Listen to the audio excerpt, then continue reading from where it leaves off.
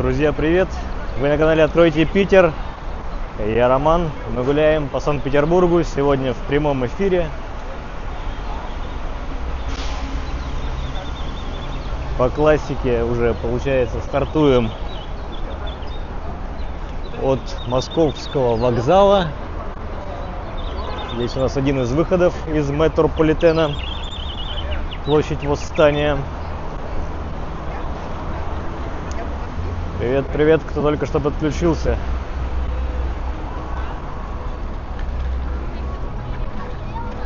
Чуточку, капулечку пройдемся по Лиговке и потом повернем.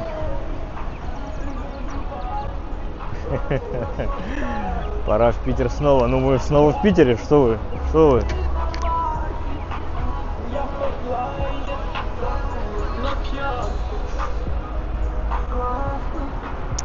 Классные погоды стоят в Петербургах, поэтому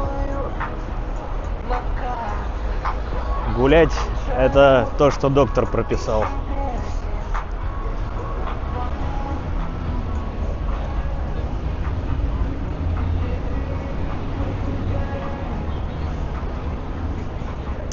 Так, наверное, сейчас чуть-чуть постоим. Да? Нет? Чуть-чуть постою. Посмотрим, что как у нас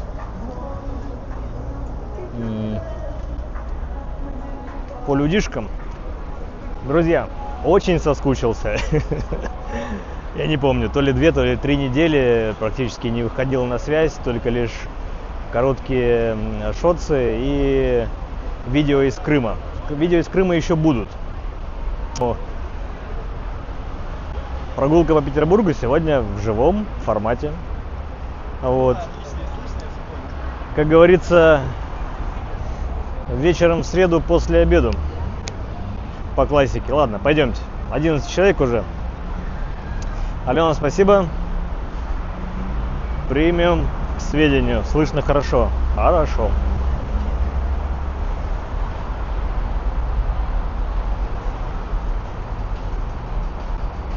Еще главное, чтобы видно было. Неплохо.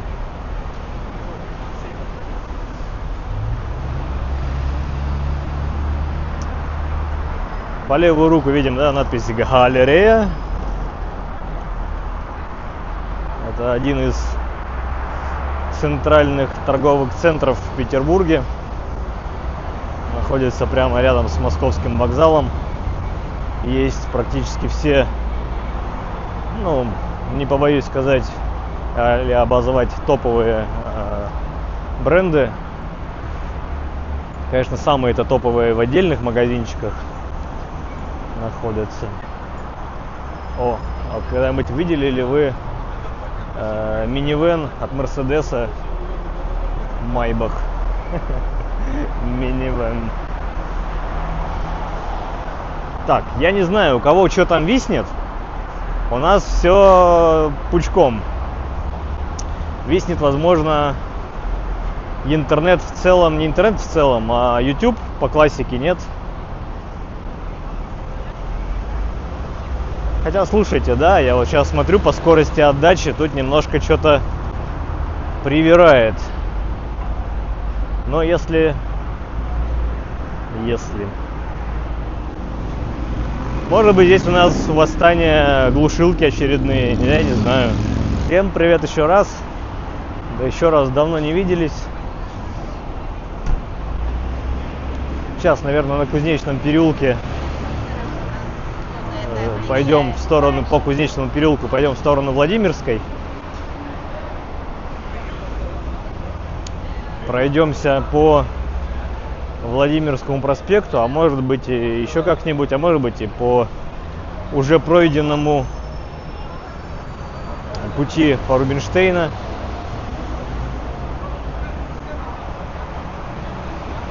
Игорь! Да ничего не виснет, все нормально.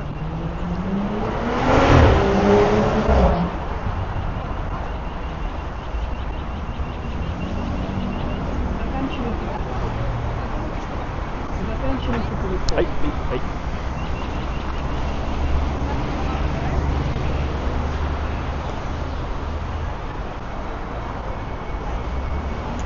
Друзья, кто, если вдруг собирается в ближайшие дни ехать в Петербург, прям вот на этой неделе, то прям вам повезет.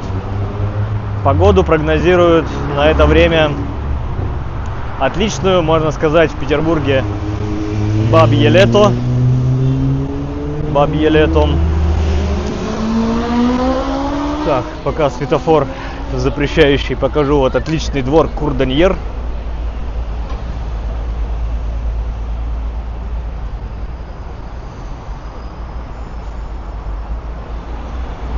Ну, слушайте, не Питером единым, наверное, я вот из этой серии скажу. Отдыхать когда-то ведь тоже надо, да, правильно, друзья? Так. Отдыхать тоже когда-то надо, а чего на отдыхе заодно и не поснимать? Такой контент, да? Кто не в курсе, у нас тут в Петербургах Лиговку ремонтят. Уже поменяли покрытие здесь, а теперь эту отдельную выделенную полосу для общественного транспорта и трамваев, автобусов. Раньше, причем здесь когда-то были бульвар, когда-то был, аллея целая пешеходная. Но вот ее заместили на общественный транспорт. Вот ее ремонтируют, вот, друзья. О, вы посмотрите, справа на балкончике на 3-м этаже. Кайфули там у людей. Так, пойдемте здесь. Вышли мы на Кузнечный переулок. По Кузнечному переулку мы сейчас подойдем сначала к улице Марата. Я Марат, я так рад. Вот, а дальше будет слияние двух проспектов. Это Загородный и Владимирский проспект. Станция метро Владимирская с пересадкой на Достоевскую. Оранжевые красные ветки. Ну, я сейчас вот посмотрю, как нам пойти. Вечер добрый, Юлия, да, здравствуйте.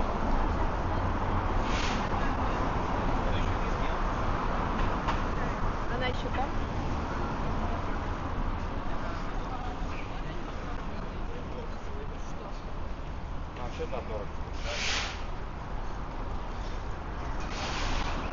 Определенной цели сегодняшней прогулки нет, поэтому я так и назвал. Бродим где-то в центре. Если есть пожелания... Да, так, Юлия приветствует Елену, да. Елена, здравствуйте. Так, тут у нас сейчас проходим улицу Пушкинскую.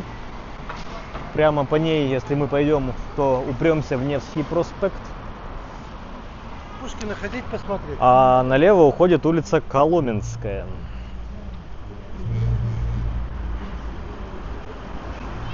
Так вот, конкретной цели нет. Если есть какие-то пожелания, готов выслушать, оценить свои силы, ну и, возможно, туда пойти. Так что пока еще есть время, предлагайте. Пока я сильно не разогнался и пока сам себе какую-то цель не придумал.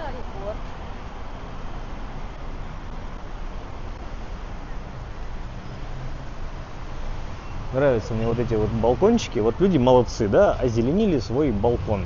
Прекрасно, красивейше, чудесно. И слева, да, балкон. Не о чем, к сожалению. Так, еще из достопримечательностей здесь, в данной локации, на углу Кузнечного переулка и улицы Марата, это вот справа, сейчас с правой руки у нас будет дядь Коль, привет.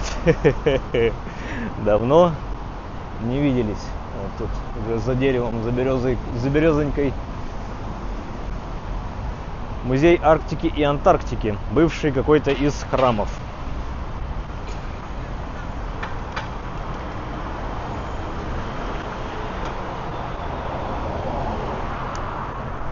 Так, как бы нам. Вот здесь бы я, слушайте, я не знаю, у меня не хватает функционала для стрима, так чтобы прям в прямом эфире задавать вам вопросы, и чтобы вы быстро могли голосовать. Вот у нас варианты, да, или пойти по Марата до Невского, потому что по Марата мы еще в принципе никогда не гуляли.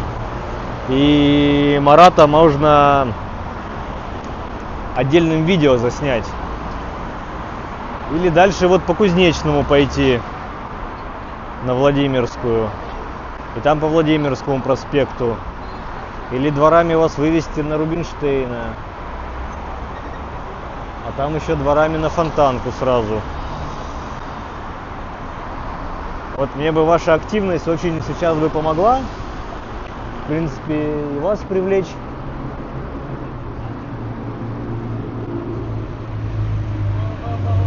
И мне поменьше думать.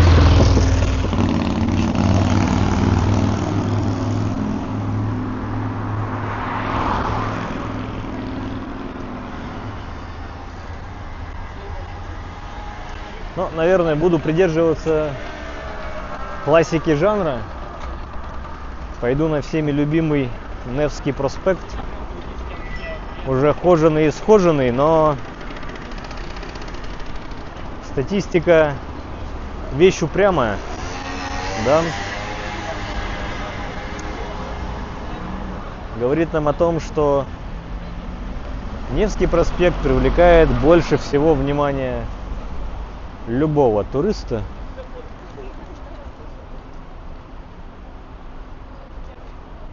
Даже не знаю, с чем связано. Но дядь Коля жил на Марата, говорит. Классно. И как вам жилось на Марата? Мне почему-то, честно говоря, Марата не очень нравится. Она сама по себе широченная, проезжая часть, а пешеходные участки узковаты все-таки.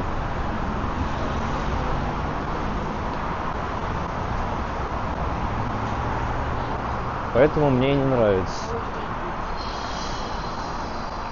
Так, кто знает такого блогера, как Обломова, вот этого товарища с хот-догами и с постоянными обзорами едалин всяких в Петербурге и доставки всяких суши и еще чего-то. Вот его хот-дожная.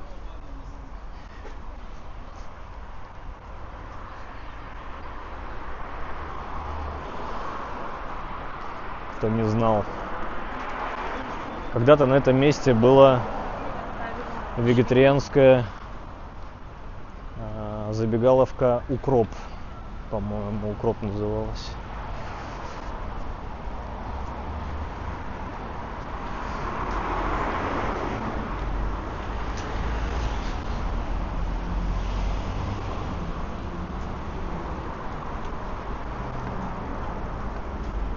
И вот ирония судьбы, да? Было вегетарианское кафе «Укроп». Ему на смену пришла хот-дожная Обломова. Вот так вот. Вроде бы и тут еда, и там еда, а как диаметрально.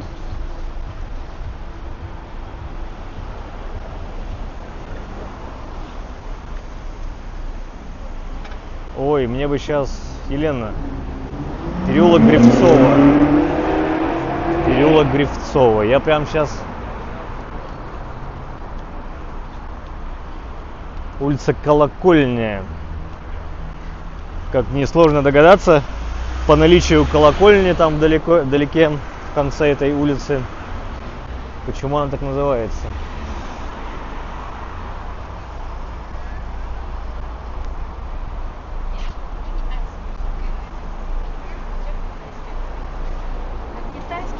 Елена, я к своему стыду и сожалению скажу, что я сейчас не совсем представляю, где этот переулок находится. а подсмотреть мне просто негде сейчас. О, красоты какой домик. Теремок.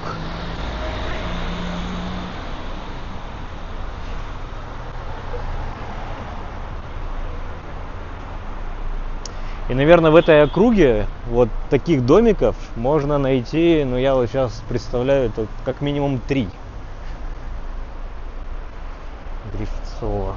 Блин, ну где-то рядом, но...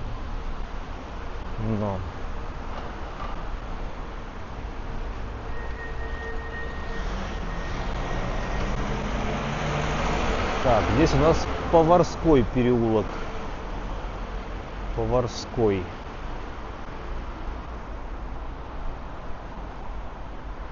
Давайте по нему и пройдем. Прям, это правда такой переулочек. Перо. Упало перо, на счастье, наверное, от голуби. Да, дядь Коль, пряничный домик. Ну, правда, прям такой. Так, что с настройками? Отлично.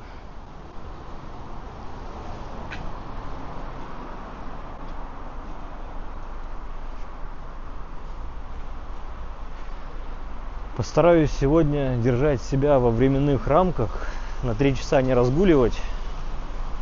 Я так, конечно, каждый стрим себе говорю.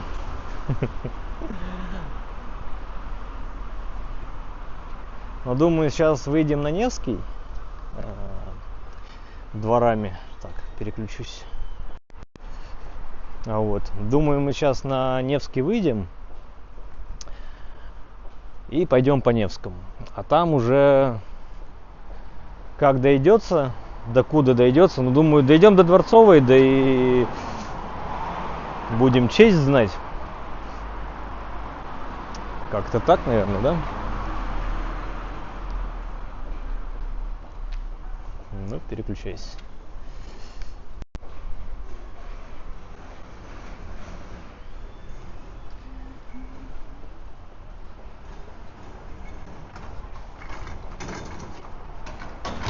Ну, тогда историю, как убирают мусор из таких дворов. То есть вот эти все мусорки на колесах, они стоят во дворах или могут стоять в этих арках. Ну и по старинке, не изменяя традициям, дворник выкатывает на проезжую часть, потому что мусорки в эти дворы заехать не могут. Вот, выкатывают на проезжую часть эти мусорки на колесах, и уже в течение дня или там утром приезжает мусоровоз и забирает. Вот, представитель современного градостроительного.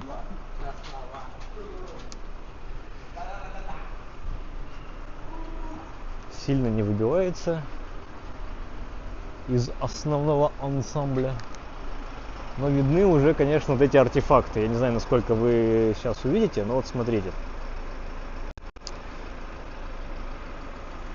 Как уже отваливается штукатурка, да? Свежий дом. Так, Витебский вокзал, Семенцы. Мы немножко пошли в другую сторону. Игорь. Отклонено. Не потому, что это плохо, потому что мы уже видите, уже пошли в другом направлении. Хотя еще недалеко уперлись. Ну, давайте, если еще кто-нибудь за Семенцы попросит. О, смотрите, еще один красивечный домик с башенкой. Наверное, в башне живут голуби, по виду того, что там ни одного окошка нет.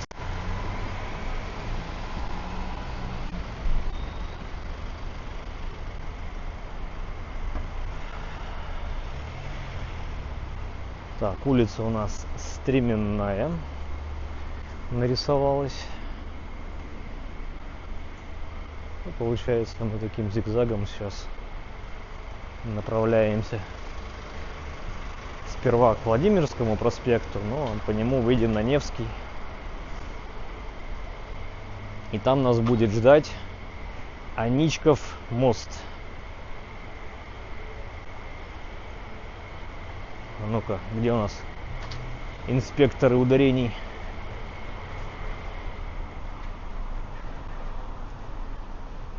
О, приколдесно. Вот, да, можно пройти мимо. А здесь у нас какой-то то ли еж, то ли рыба какая-то лучеперая. И здесь еще какой-то морской животный, но, видимо, это хвост. Так, Елена нам Гривцов, да, блин, Сенная.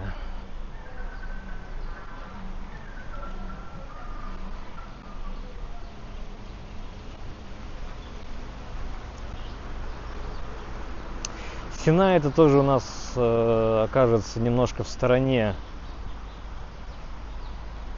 слева от нашего сейчас уже маршрута, от Невского.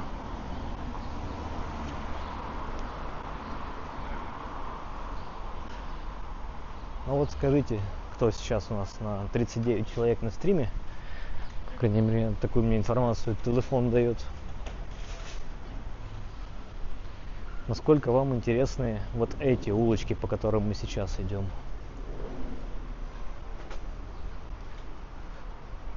Мы сейчас вот совсем не по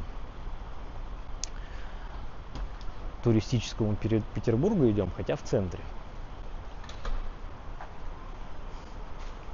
Ну что за красота! Ну что за великолепие! Да, вот сейчас вы видите 3 балкона в одном доме.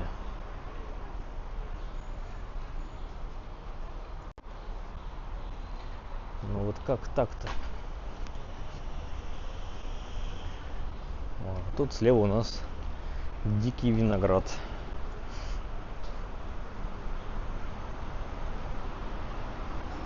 А, все, я вспомнил этот двор. Я же здесь уже ходил, господи. Мы сейчас идем вдоль Невского. У нас Невский по правую руку, там за домами.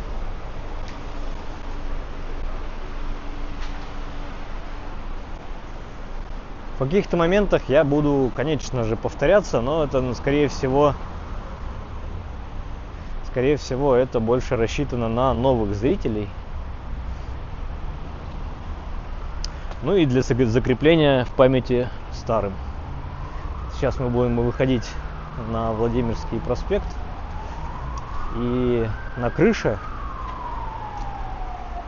будет артефакт войны виднеться. Вот он, сейчас я приближу.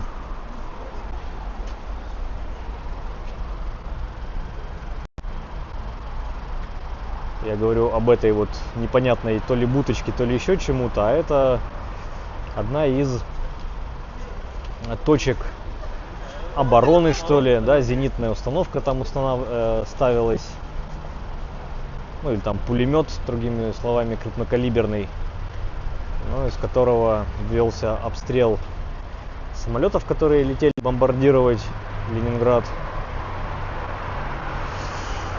Так, Тимофей спрашивает, где хотим закончить маршрут. Скорее всего, в районе Дворцовой площади.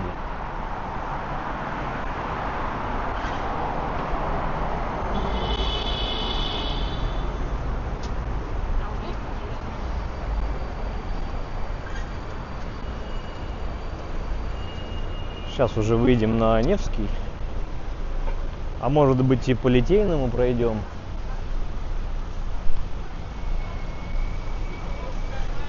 Хотя непонятно докуда. Нет, не пойдем по Литейному. Но на Невский выйдем. Невский все знают, Невский все любят. По Невскому все ходили. А, вот еще сейчас вспомнил, зачем мы сейчас на Невский пойдем. Помните же, что Я в начале лета показывал, как Невский проспект был весь заставлен лесами. Все фасады реставрировались, прям, ну вот, не то чтобы через один дом, а каждый дом практически был в лесах. Ну и вот сейчас можем пройти с такой инспекцией и посмотреть, пропали ли леса, а если пропали, то как отреставрировали фасады зданий.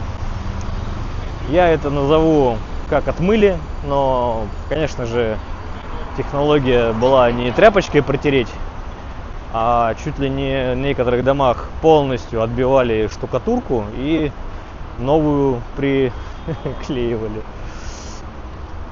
Вот.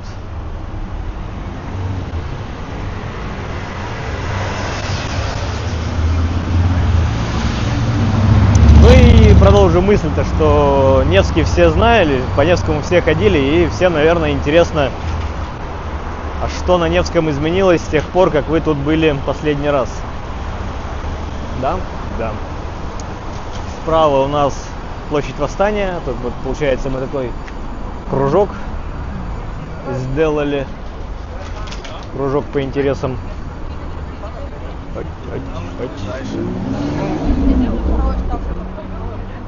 Над нами крыша террасы ресторана «Палкин». Место историческое, ресторан исторический, владельцы новые. Вот, ресторан «Палкин».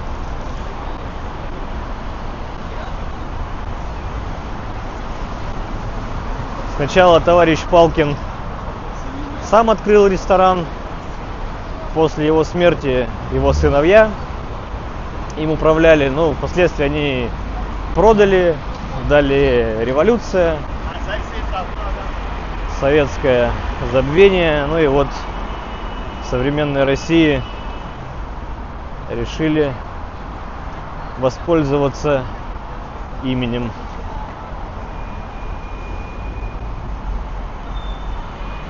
Так, давайте газелей пропустим, а то ребята тут с ума, наверное, сходят. Да, на левую сторону у нас улица Рубинштейна здесь начинается и движется до Загородного проспекта, до 5 углов. Видео прогулка по Рубинштейна с некоторыми комментариями есть на канале. Да, дядь Коль, погода, вот я и в самом начале и сказал, что отличные погоды стоят в Петербурге. Бабье лето в сентябре. Я очень надеюсь, что это или затянется, или будет еще не раз. Я про бабье лето, про тепло.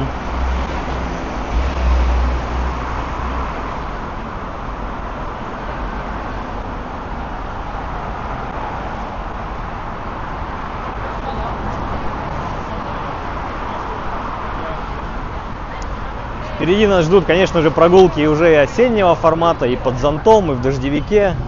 Я тут подготовился, купил даже такие мощные бахилы на обувь. Такие прям, по которым, правда, можно не только в помещении ходить, но и на улице. Итак, у нас знаменитые кони Клотта. Давайте здесь я перейду. Походим зигзагами, наверное, да? По Невскому по прямой не пойдем. Ибо дело скучное, дело заезженное. До сих пор работают зазывалы на кораблике.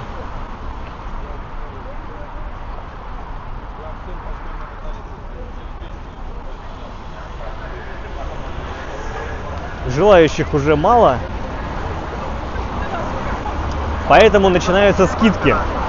Скидки заключаются в том, что на кораблике вас уже готовы прокатить по школьному тарифу, так называемые, по детскому. Уж лишь бы хоть кто-нибудь, да как-нибудь прокатился. Вот летом здесь на мосту вдоль этих перил, ну, не подойти. Все в людях, все в человеках. А сейчас уже вон, нормально. Все, сентябрь. Разъехались, кто по школам, кто по работам. Но если у вас никаких таких обременений нет, на самом деле отличное время поехать в Петербург и погулять. Уже меньше, гораздо меньше ваших конкурентов, ваших коллег. Я имею в виду по опасному туристическому бизнесу. Поэтому вот. И в музеях поменьше людей, и на улицах. Ну и как вот вы понимаете, конечно же, вот один кораблик ушел, сейчас следом уже второй будет полузаполненный уходить.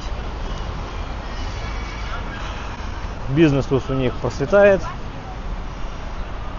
И есть сопутствующие товары. То есть пока вы садитесь на кораблик, вас будет обфотографировать девочка или мальчик. И уже по прибытии после прогулки вам тут же на выходе будут предлагать купить магнитики с вашим, ну и с изображением соседа в том числе. Я поспал на кораблике. Так, мы идем вдоль реки Фонтанки.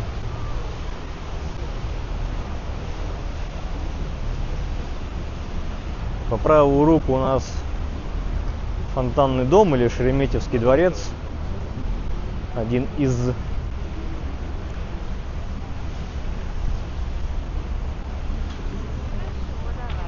Если кому-то интересно, то на зиму, когда уже заканчивается этот сезон прогулок по рекам и каналам, вот эта вся история, которая причальная, она, конечно же, убирается. Ее зимой нет. Так, здесь у нас одно из опять очередных мест, посвященное блокаде.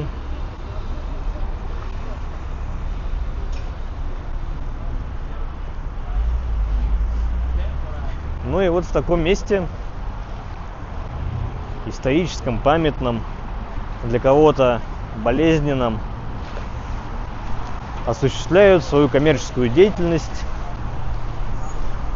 коммерсанты.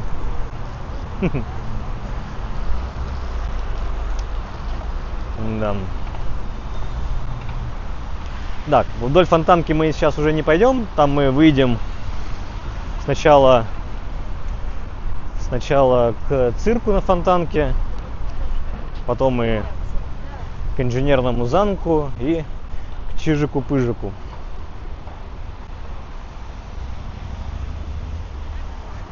«54 человека на канале». Классно. Видимо, вы все нашли, как побеждать замедление YouTube. Очень рад. И, во-вторых, у всех рабочий день заканчивается. Опачки. Вот такой Брабус видали? Вот такой вот Брабус курильщика.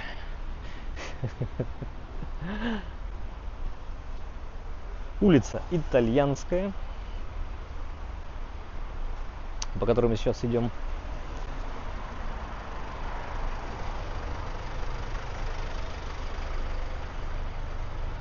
Выходим на Манежную площадь. Давайте по Манежке тоже пройдем.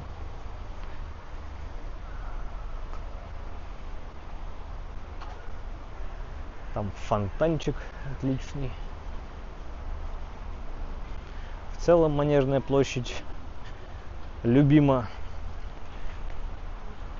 петербуржцами и гостями города.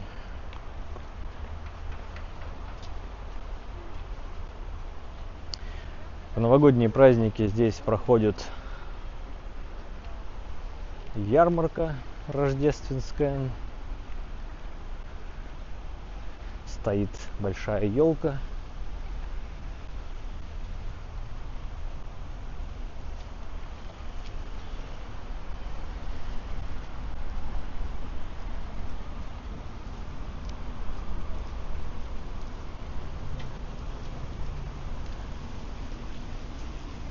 В Екатеринбурге плюс 10. Сочувствую. Так, я тут пропустил какие-то сообщения. Очень интересное место. Так, Дмитрий говорит, что Михайловский замок инженерный, очень интересное место. Да, мы там тоже, уже не раз я там ходил мимоходом. Но для стрима место опасное, ибо когда заходишь во двор Михайловского замка, вот в этот восьмиугольник, связь пропадает напрочь. И поэтому для стрима это, как вы понимаете, не хорошечно.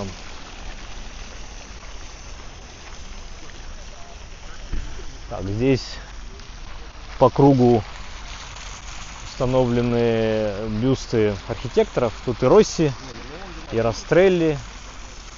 Вот слева. Так, сейчас посмотрим, кто здесь. У нас еще за кустом прячется. Здесь у нас Кваренги еще стоит. Ну и кто тут у нас? Ренальди, да? Да. Ренальди спрятался.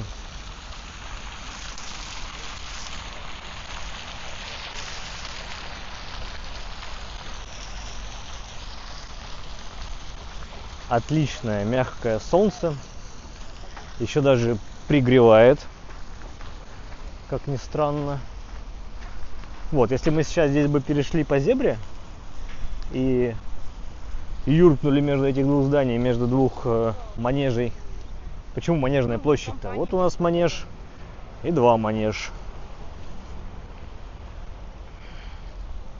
Сейчас используются как спортивные площадки. Спортсмены тренируются там, как он, крытый манеж или как он называется, в общем, беговой. Вот, если мы пойдем вдоль манежей, мы как раз выйдем к инженерному замку. Слева будет сад Михайловского, дворца. Ну а там еще чуть-чуть и летний сад. В летний сад пойдем, обязательно сходим, но чуть-чуть, когда станет поосенний, пожелтее. Когда начнется первые признаки листопада, обязательно пойдем в летний сад.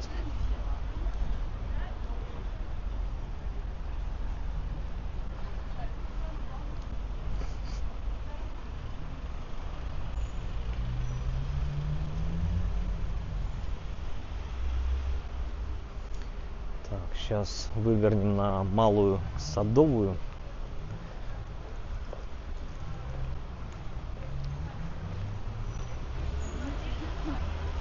О, даже я вам как-то однажды рассказывал про балкон в большом гостином дворе. А, кстати, по левую руку у нас здесь Дом радио. Когда-то здесь сидел Пятый канал и вещал свои телепередачи в прямом эфире из вот этих окошек. А сейчас, по-моему, там какой-то салон красоты. Так вот, про большой гостиный двор. Как-то я вам говорил, что вы можете туда подняться, 5-10, а сам туда не поднимался. Я не помню, по какой причине, то ли, по-моему, в тот день перед каким-то из праздников там балкон закрыли, потому что иллюминации устанавливали. Но вот сейчас пройдемся, я вам покажу.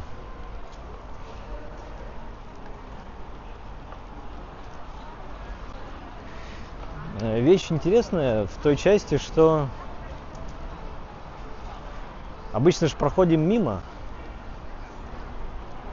идем по Невскому и смотрим на большой гостиный двор, и как бы и окей. А А можно же поглубже все это дело заглянуть, походить, посмотреть поближе. И что самое главное, никто вас за это не наругает. Девиз: наглость, второе счастье. И вперед. И вперед.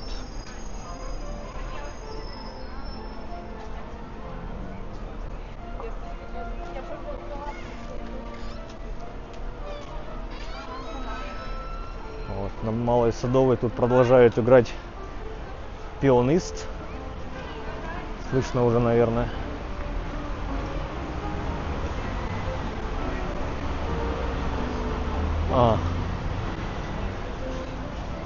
Киска. Вот сейчас машина стоит под окнами. Вот, не знаю, сейчас видно, не видно. Вот видите, машина мешает. Но есть такая славная традиция. Вот в чижика-пыжика денежкой кидаться. А еще есть вариант покидать в эту кошку. И надо закинуть монетку ей на полочку.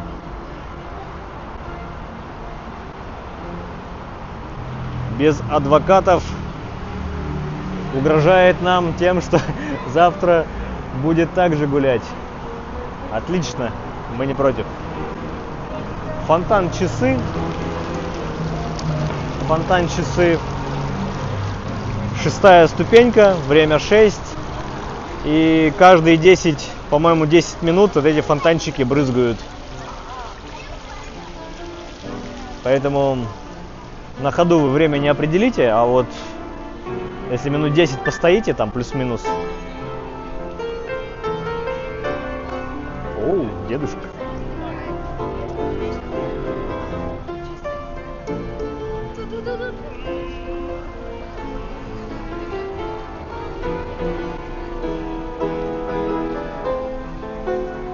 Да, тепло. Я в одной футболке.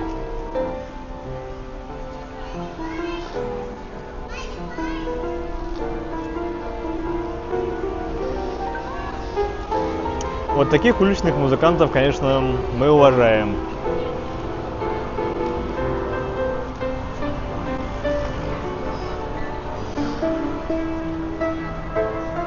Улица Малая Садовая. Справа у нас универсам Елисеевых. Тоже само по себе интересное место.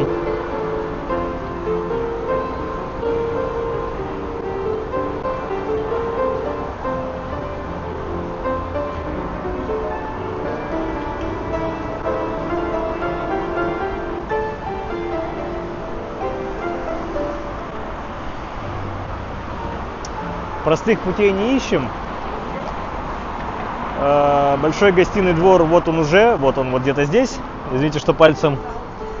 Но мы пойдем немножко окольными путями к нему. Здесь перейдем Невский к Катькиному саду. Проведаем, как там у нас Екатерина поживает.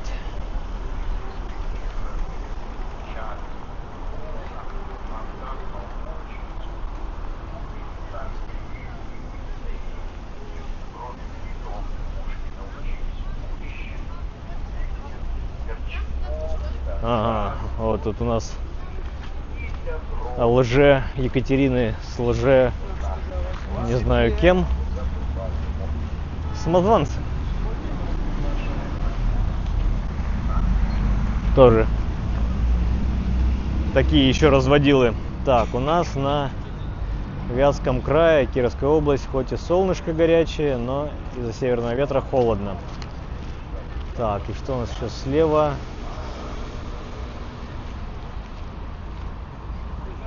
Так, я не успел прочитать. Слева по Кленовой действительно манеж.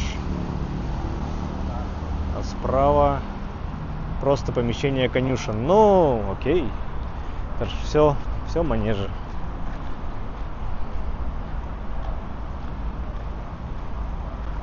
О, Юрий, я не заметил, что это вы. Я вам очень рад. Нам вас не хватало. Правда, правда.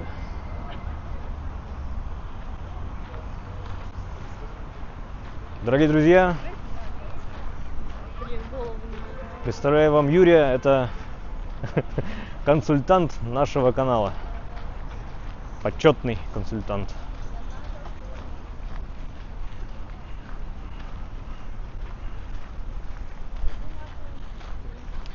Ну и куда же нам без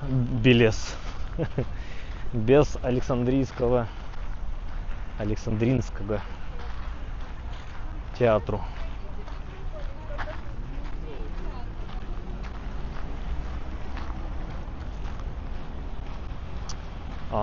Смотрите, тут у нас каштанчики поспели. Так, ну ладно, сегодня у нас не про каштаны.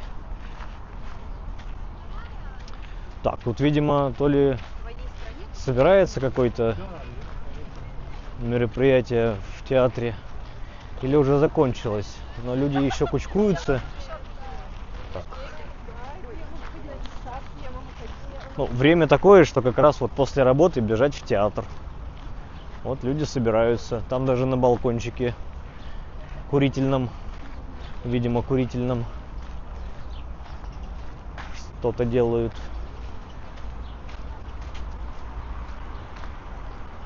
Давайте подойдем, я афишу читану. Так, у нас 15-й международный театральный фестиваль. Александринский, так и называется. Проходит с 30 августа по 10 октября 2024 года при Комитете по культуре Санкт-Петербурга. Афиши, с вашего позволения, не буду показывать, хотя, слушайте, если интересно, окей, давайте. Кому-то по-любому будет интересно, поэтому все в формате фестиваля. Так, следующая афиша. Кабаре имени Мейерхольда.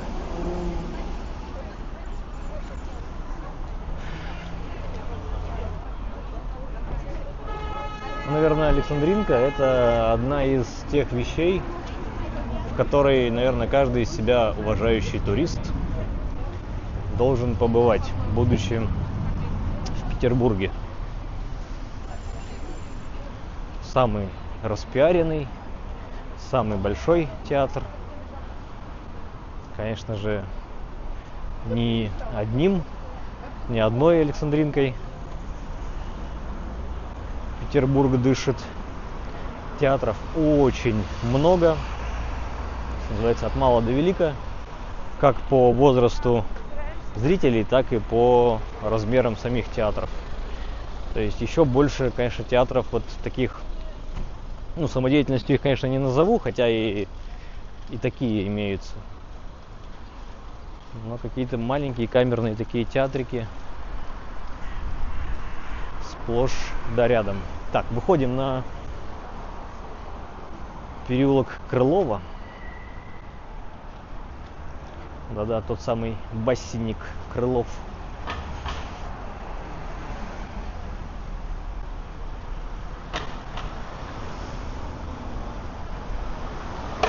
Переулочек маленький, коротенький, узенький, но вот прямо по курсу у нас гостиный двор.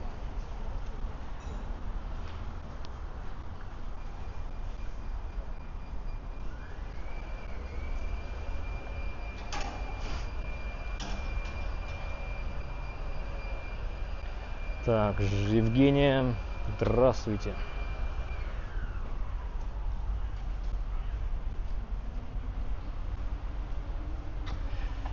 Не забываем, вы всегда можете не только своим царским лайком помочь каналу развиваться, а это правда очень сильно работает. YouTube это оценивает и продвигает такие видео на более широкую аудиторию, но и на развитие канала можете монетой звонкой помочь. Все ссылки есть в описании, QR-код на экране. Наводите свои фотоаппараты телефонов и переходите по ссылке. Любая сумма в конечном итоге превращается в что-то значимое.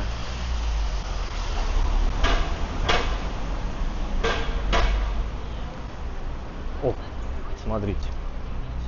Кто не в курсе, кто впервые, кто не видел видео на канале, видите, у нас справа сейчас подкрадывается трамвай в таком ретро-стиле, такой почти стиляга, но современный трамвай, просто в ретро-стиле. Это у нас Достоевский, трехсекционник, маршрут номер 3. Назову его историческим маршрутом, ибо он и правда троечка всегда была в Петербурге. Конечно, в разное время ходила по разным маршрутам. И вот смотрите, мы сейчас по зебре переходим здесь, сразу заходим внутрь и поднимаемся на 2-й этаж.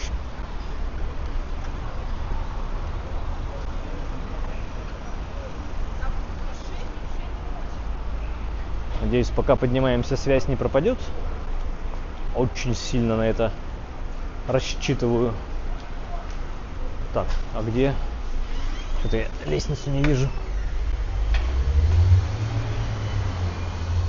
Так. Где? Так, я пройдусь немножко по улице.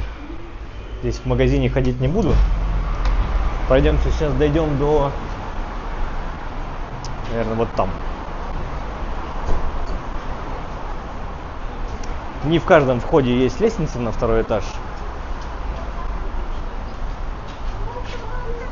А ходить по магазину в данном случае с телефоном я не очень хочу. У меня нет сегодня цели кого-то спровоцировать. Вот здесь лестница есть на 2-й этаж, но я вам сейчас еще покажу. В гостином дворе есть пышечная. Как раз здесь со стороны Садовой улицы мимо не пройдете. Пышки по 45 рублей со сгущенкой. А простая пышка, по-моему, 30. Вот.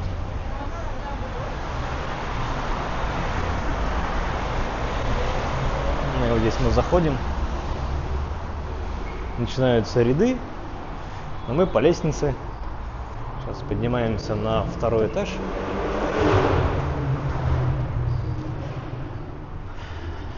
На 2-й этаж. Погода теплая, хорошая, все двери открыты. То есть, надо понимать. Да, здесь, кстати, вот эта линия, которая выходит на Садовую. По-моему, она еще, у нее второе название, это Зеркальная. По-моему, если ничего не путаю. Ну и вот мы оказываемся на балконе.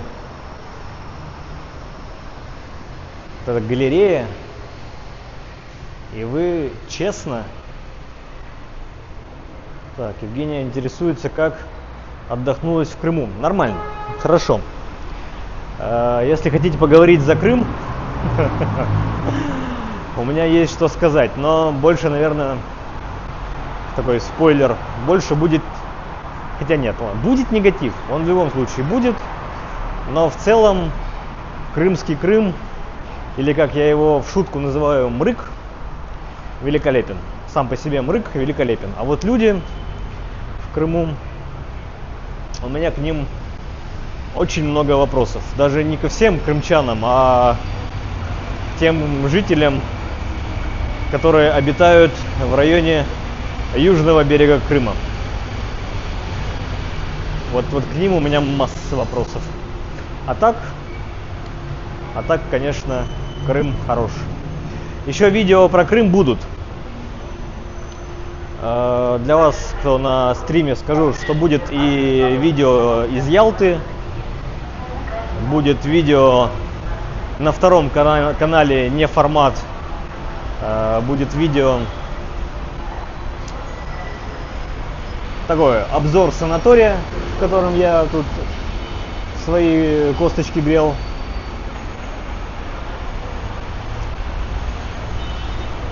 Могу обосновать, почему именно в санатории, а не дикарем. Вот. И будет видео в формате такого видеоблога. Это мои карабкания на гору Аюдаг в Гурзуфе. Гора Аюдаг, Медведь-гора. В переводе с татарского получается, да, как-то.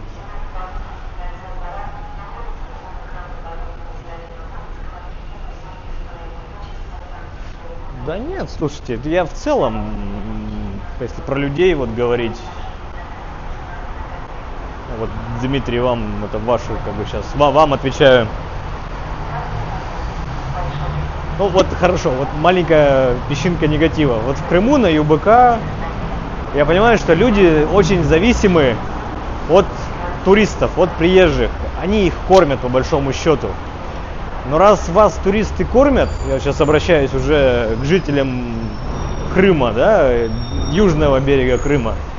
Если вас туристы кормят, то относитесь к ним как, ну не знаю, как, ну, как ну, работодателю, да, мы вам деньги привезли, дайте кусочек сервиса, чуть-чуть, капульку. Оп, вид на Невский. Перекресток у нас Невского проспекта и улицы Садовой. Вот, дайте кусочек сервиса, хоть чуть-чуть. Один из маршрутчиков на мой вопрос, как лучше платить, потому что там был вариант налик, ну как понятно, и на побережье Черного моря, конечно, какая-то проблема с безналом до сих пор, хотя уже и Сбер зашел в Крым, и ПСБ банк зашел в Крым, Банк Россия, 2 местных крымских банка.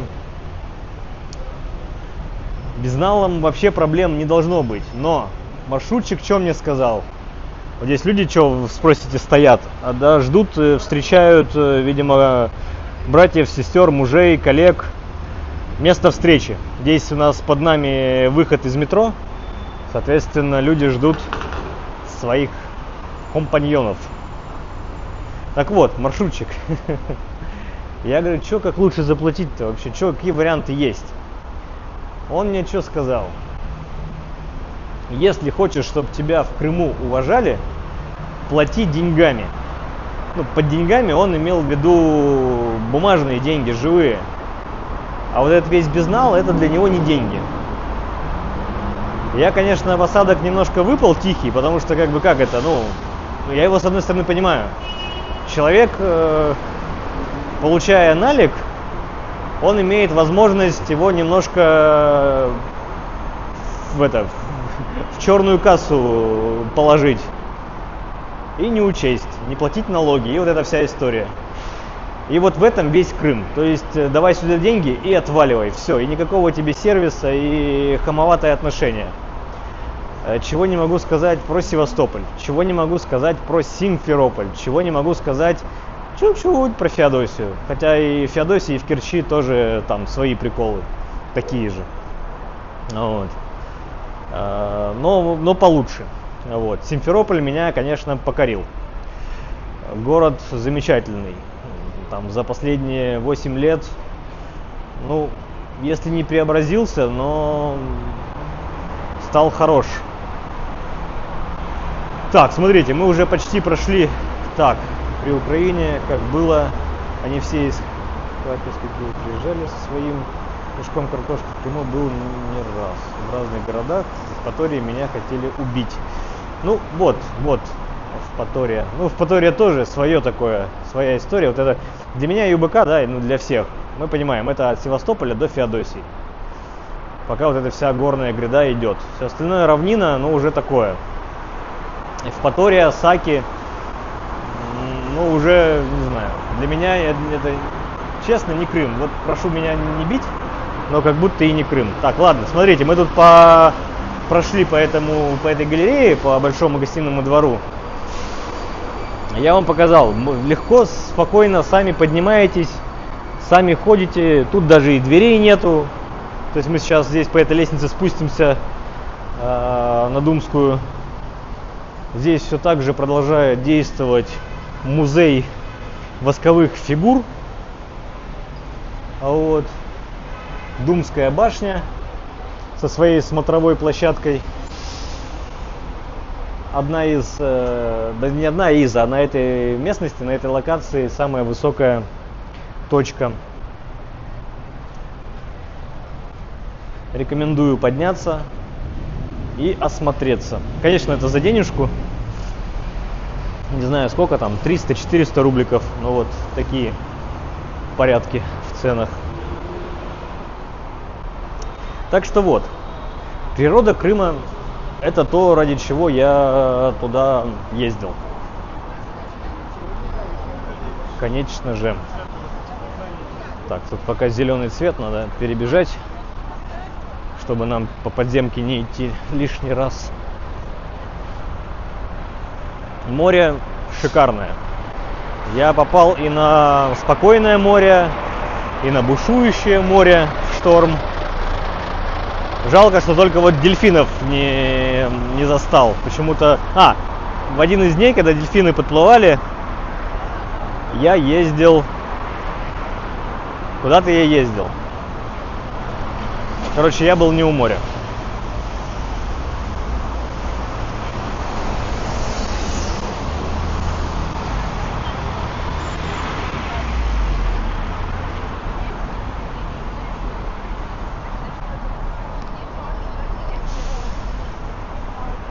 Ладно, давайте с Крымом пока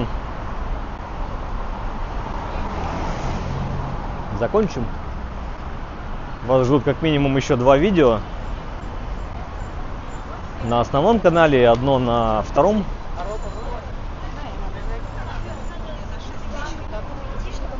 А пока мы на Невском.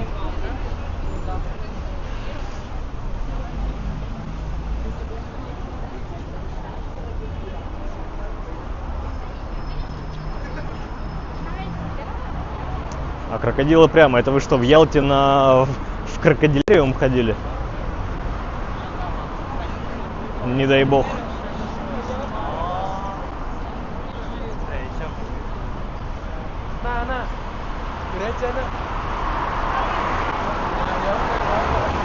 У меня отдельные комментарии есть про партенит, например, да. Я шотс, по-моему, запилил. Если кто видел, не видел, на канале есть шотс, где я про партенит немножко негативлю.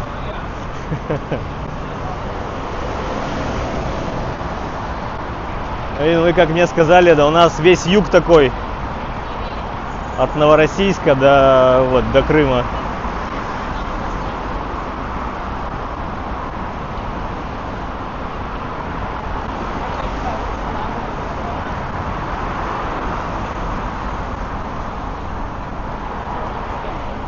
Так, сейчас здесь тоже совершим маневр. Прямо по Невскому не пройдем, а то и так мы уже достаточно долго идем. До целого Казанского собора дошли. Вот у нас слева появляется из-за угла. Пока мы Невский переходим. Пройдемся по каналу Грибоедова до Спаса на Крови. Сделаем вокруг него кружок до Конюшенной площади. Посмотрим сейчас, что на Конюшенной творится у нас. Так, леса на Спаса на Крови, на одной из башен, так и не исчезли. Хотя вот, кстати, я не обратил вашего внимания, но в самом начале говорил, что мы проинспектируем Невский на предмет лесов. Ну, лесов не еловых или там лиственных, а строительных. И вот что-то я как-то даже сказал и не чекаю. А на самом деле уже все пореставрировали и поснимали. Ну, по крайней мере, вот на этой части от Восстания до Дворцовой. Там на Староневском еще имеются.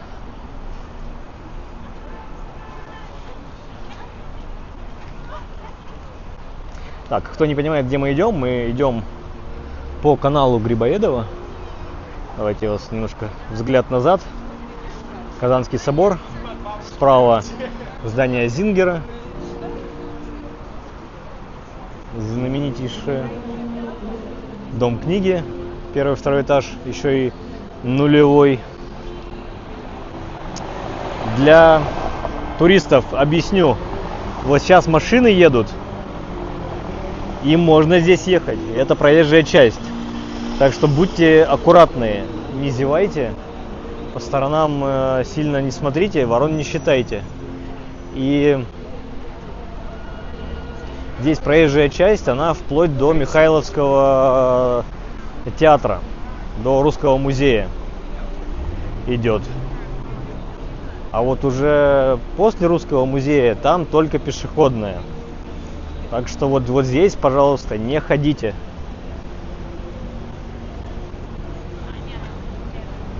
Ну, Валерий говорит, что строительные леса тоже сосновыми бывают. Но не в Петербурге. В Китае вообще вон из тростника его, из бамбука делают. И такие леса возводят там в 30-этажный дом. И нормально, быстрого, дешево, сердито.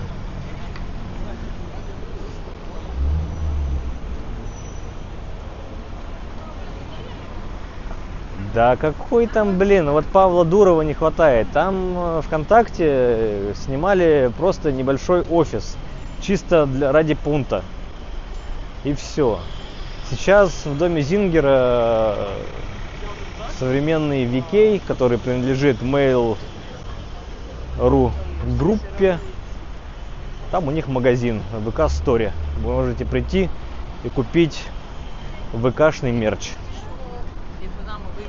Я уже показывал не раз.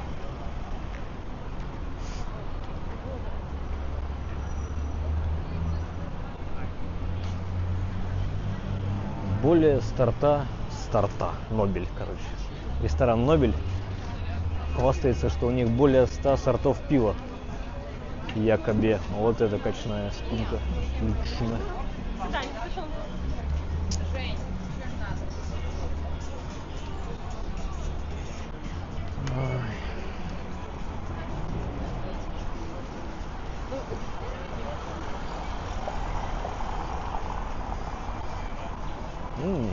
А тут кафе Италика. Друзья, привет. Давно не виделись.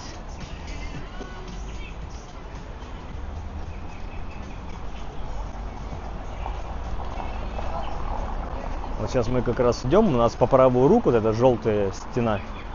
Это Михайловский театр начинается. Вот эта дверь уже Михайловского театра. И вот эти фуры стоят. Они используются для перевозки декораций. Ну, все, что на сцене.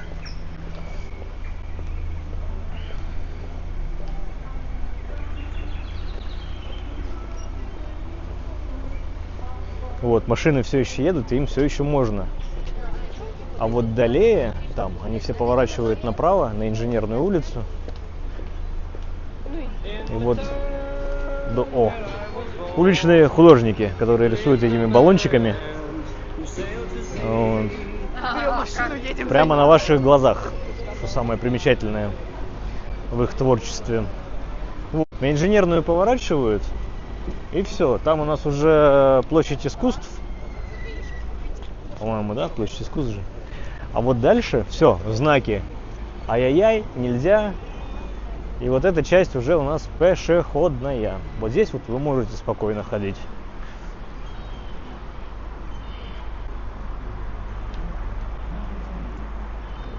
Так, я или ни одного доната до сих пор не заметил, или их и правда не было. Вот мы, кстати, можем сейчас сделать кружок вокруг Спаса на Крови. И потом метнуться в эту арку, и там я вас дворами проведу до Конюшенной улицы. Но можем и на Конюшенную выйти улицу с Конюшенной площади. Грустные торговцы. всякой безделухой.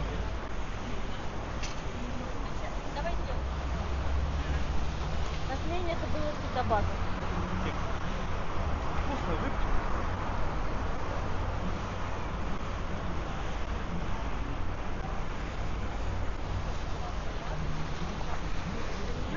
Знаешь, вот это.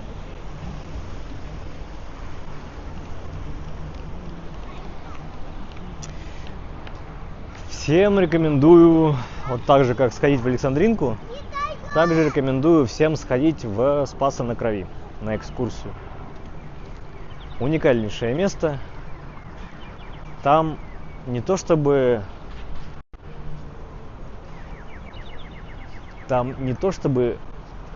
все в мозаике, а там абсолютно все в мозаике. Пол, стены, иконы, эти как их, колонны. Это просто все в мозаике. И самый-то прикол, что, как там говорят на экскурсии, технологию производства каких-то из цветов там в мозаике потеряли, утратили, не могут сейчас повторить. Это к вопросу об альтернативной истории и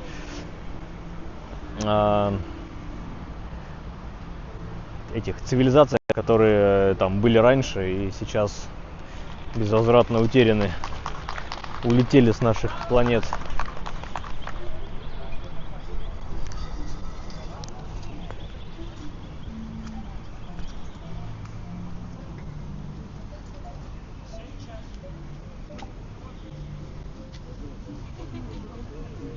Какой-то перформанс тут намечается. Раздают какие-то бумажки, наверное, с текстом песен.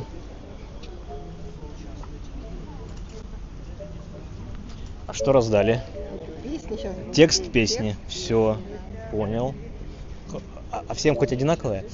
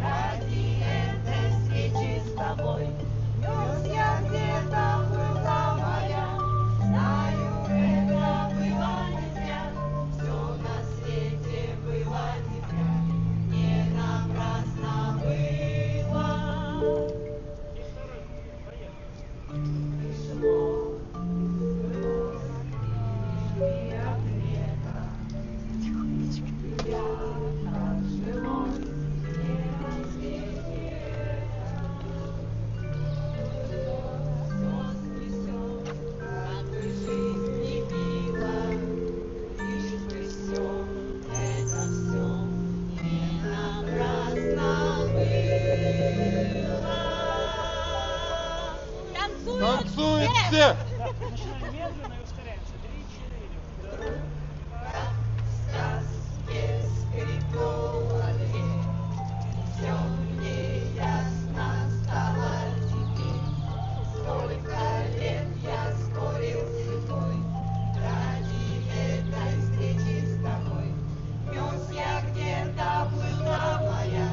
Знаю, это было не зря.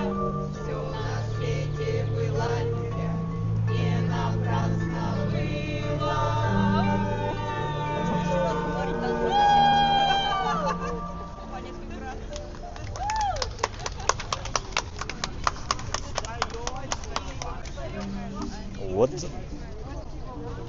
такие активности бывают и у Спаса на Крови.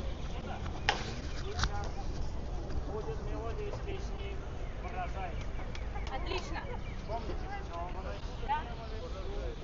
Одна мелодия, и я вам, кстати, расскажу, как это все работает. Никуда не уходите. Не знаю, слышите вы или нет, но надеюсь, слышите.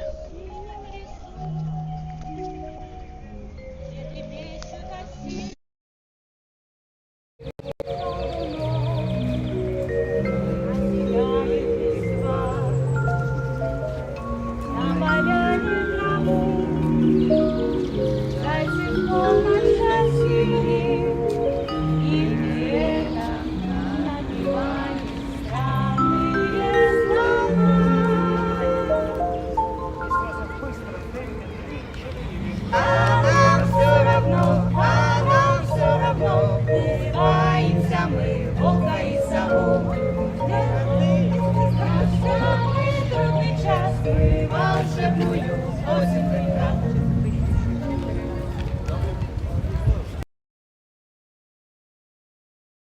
Я тут долго-то застаивать не буду. Нам еще идти. А мы и так уже 1:20 идем. Так, смотрите-ка, у нас тут, оказывается, эти все карикатуристы переехали сюда. Их-то в большей мере было на Невском, и там вот у вернисажа, и у Катькиного сада. Так, здесь у нас ворота, вход в Михайловский парк при Михайловском дворце.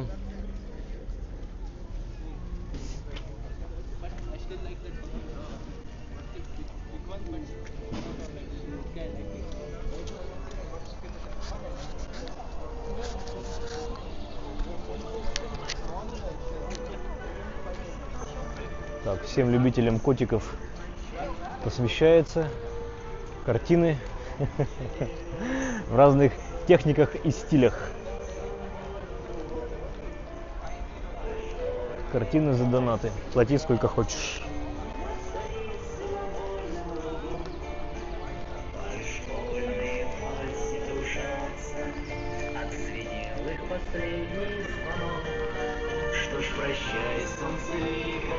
Кстати, вот раньше они чуть ли не сами пели и продавали свои диски.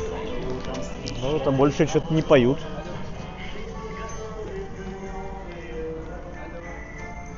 Вот, всем надо сходить в Спаса.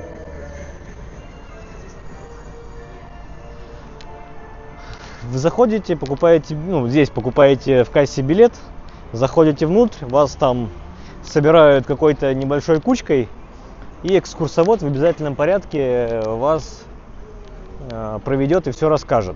Это все включено в стоимость билета. Также есть вариантики покататься вот на ретро таком автобусе. Не скажу, что сильно с комфортом, но почти с ветерком. Справа у нас вот лучезарно озаренная солнцем закатным конюшенные дворы. Это была царская парковка в прямом и переносном смысле. По улице Миллионной кареты, сани и любой другой транспорт мог доехать сразу до Зимнего отсюда. В центре вы видите вот с колоннами, это церковь. Именно в ней отпевали Александра Сергеевича Пушкина после его кончины скоропостижной. Как у нас, в 1837 году. Изначально должны были его отпевать по плану в Казанском соборе, но в последний момент власти перенесли сюда, дабы гнев людской там у Казанского собора не перерос в какие-то беспорядки. Но все равно так. Вот мы зашли, я просто так вас вот сейчас дворами повожу. Зашли во двор. Здесь творческое пространство Конюшенная площадь. Здесь есть музей советских игровых автоматов. Мы прямо сейчас к нему идем. На него вот эти вот стеклянные панорамные окна, проемы.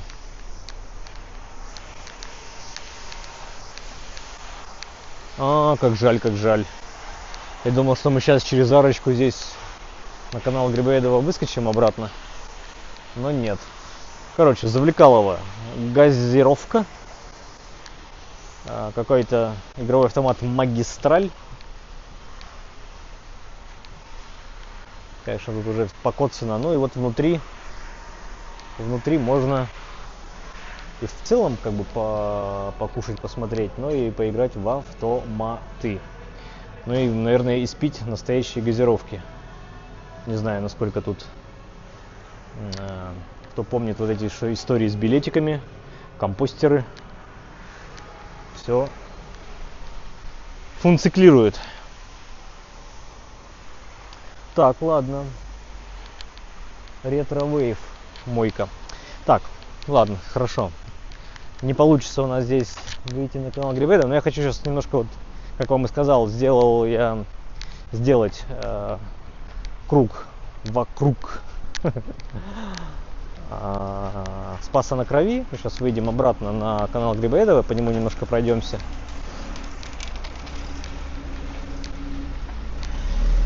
Сейчас пойдем.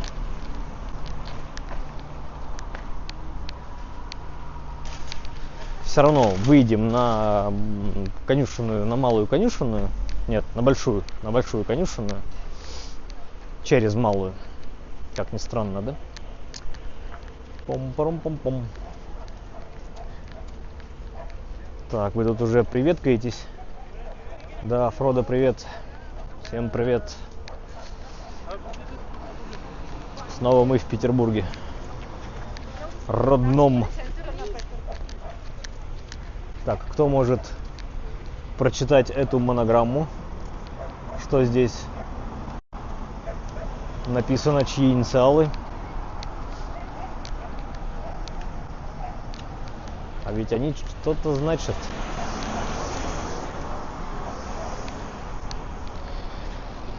Там у нас Марсово поле, Троицкий мост, Нева. Все рядышком.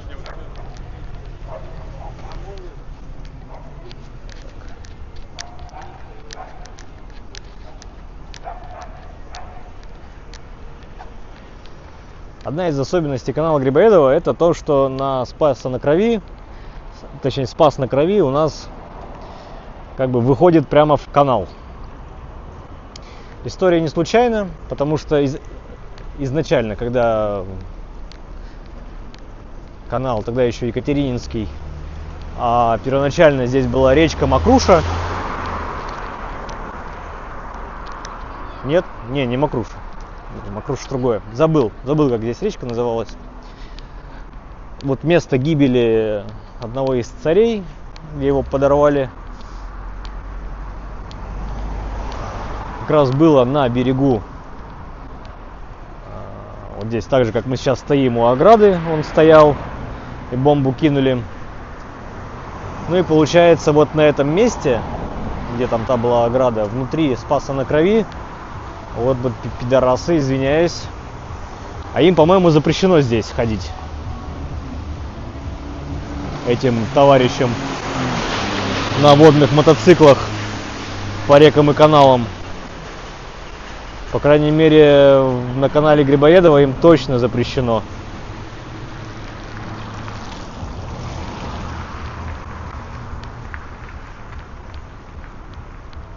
Вот вопрос.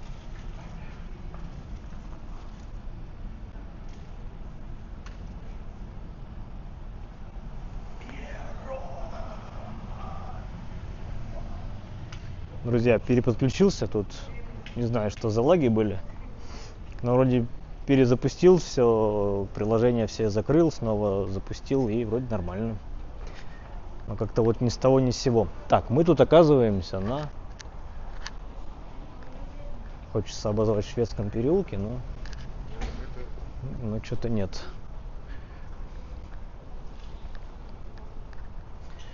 Или дат. Спасибо тем, кто еще живой. Да, Шведский переулок, правильно, не ошибся. Спасибо, кто живой, спасибо, что не отключились. 1,5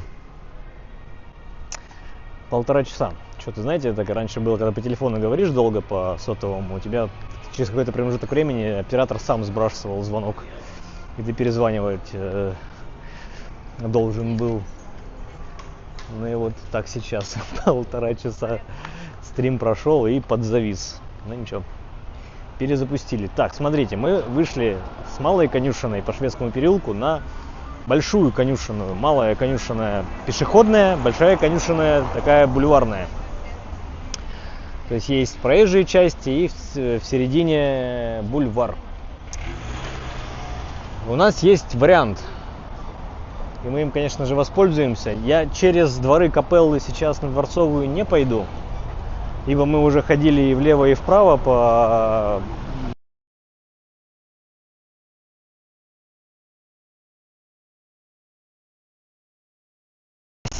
Потому что есть вариант, что связь опять пропадет, стрим зависнет.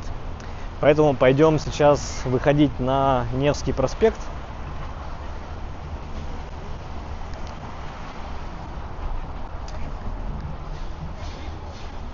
Видели, сейчас перед нами эта девушка в бежевом трико шла. Она свернула в стриптиз-бар. Мне жалко этот стриптиз-бар. Без обид, но не самые лучшие у них работники. Так, вот как раз у нас здесь эта арка уходит вглубь. Это у нас тот самый проход через дворы Капеллы к Дворцовой площади. Но мы пойдем немножко другим путем. Выйдем на Невский, но не сразу. У ЛДМа пройдем там по переулочку.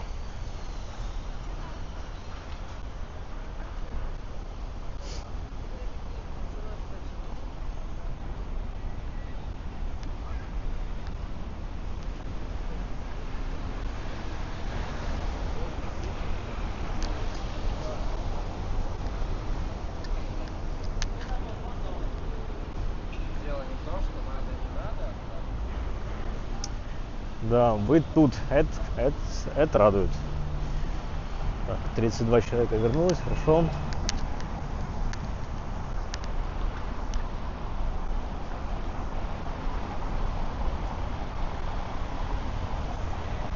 ЛДМ. Почему я ЛДМ назвал? ЛДМ — это Ленинградский дом молодежи, которого уже больше нет. Его физически снесли вот этой весной, как. А это у нас ДЛТ. Тоже очень странная аббревиатура. Я про порядок букв. Вот видите там наверху. ДЛТ. Дом ленинградской торговли. Не Ленинградский дом торговли, а дом ленинградской торговли. Или там можно было еще как вариант.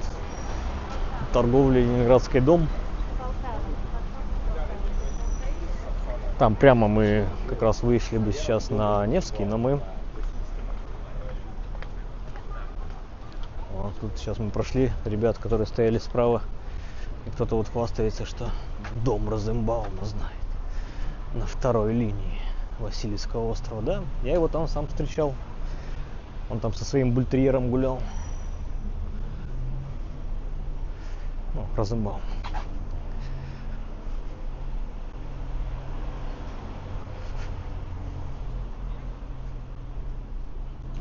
Дом Зингера. Иван, а что дом Зингера? Мы его уже проходили. Что с ним не так? Поделитесь.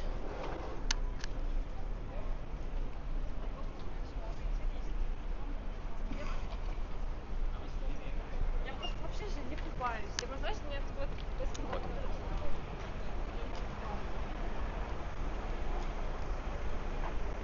Так, мы же остановились на причине. А там остановились раньше? Я вроде рассказал все. Или прям там стрим завис. К сожалению.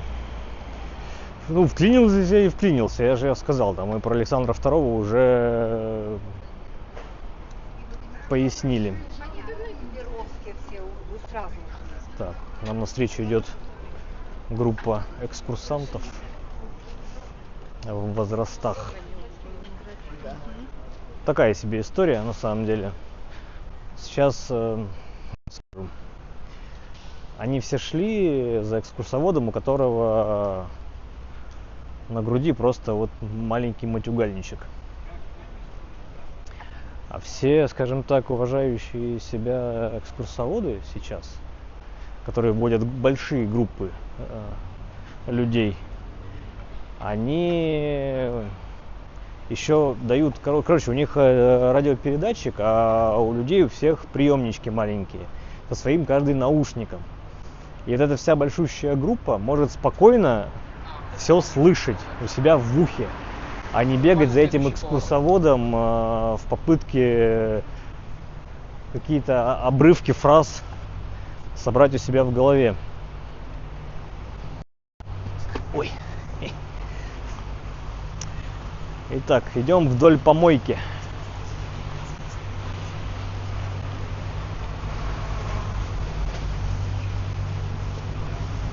Ну, видите, полупустые, ну как полупустые, наполовину заполненные. Поэтому вот сейчас вот самое время кататься на корабликах. И со скидкой, и со свободными местами.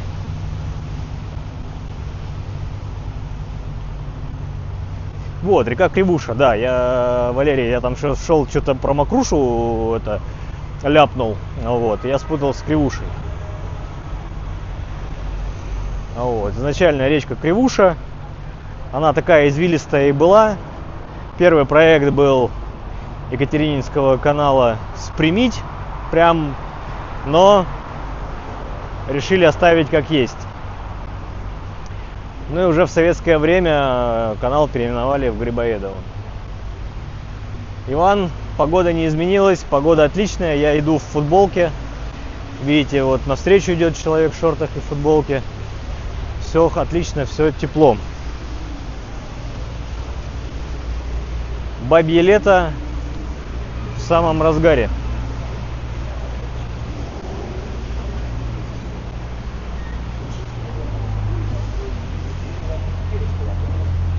О, вот это прикиньте, какая классная бричка водная. Приколдес. Свадьба. Ну, ради свадьбы и можно. Правда, как-то грустно. Амстердам. Ну, видимо, название говорит само о себе. Да.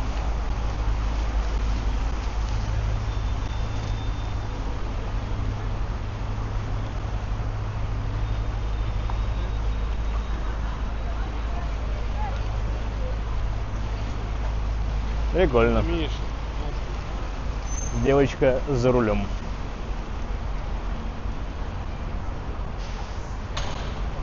Правда, она больше за телефоном, чем за рулем, но ей это не мешает.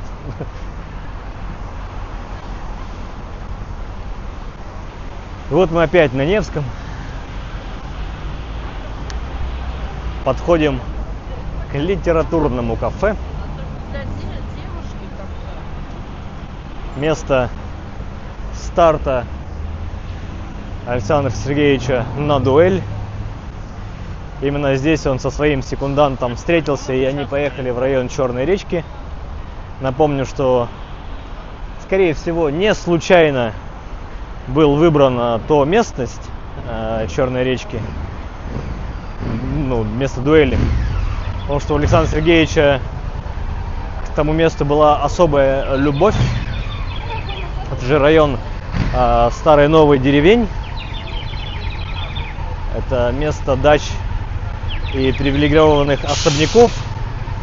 Александр Сергеевич там не единожды снимал дачу на лето. На Каменном острове в храме крестили его детей. Соответственно, это был не просто какой-то отшиб города, где они там втихаря поехали постреляться, а достаточно, скажем так, развитое место. Да, с краю, но не глушь. Далеко не глушь.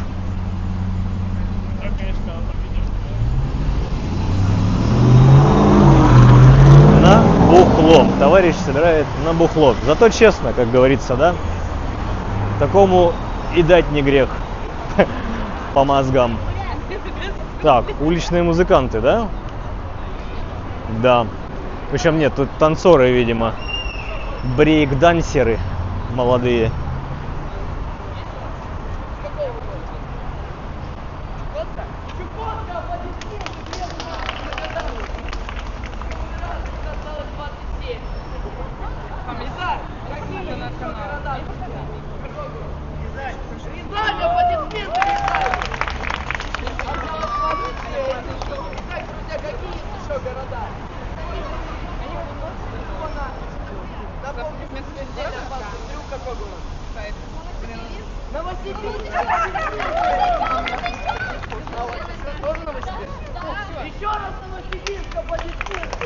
Не знаю, что происходит.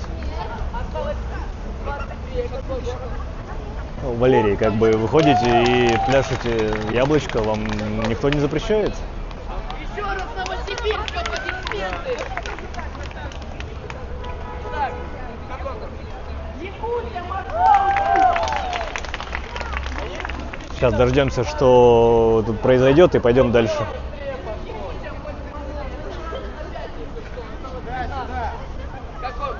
Мы гуляем с 5:30. Почти 2 часа. Екатеринбург, аплодисменты! Город Брянск, похлопай, Брянск! Если это и есть их выступление, то мне печально и грустно.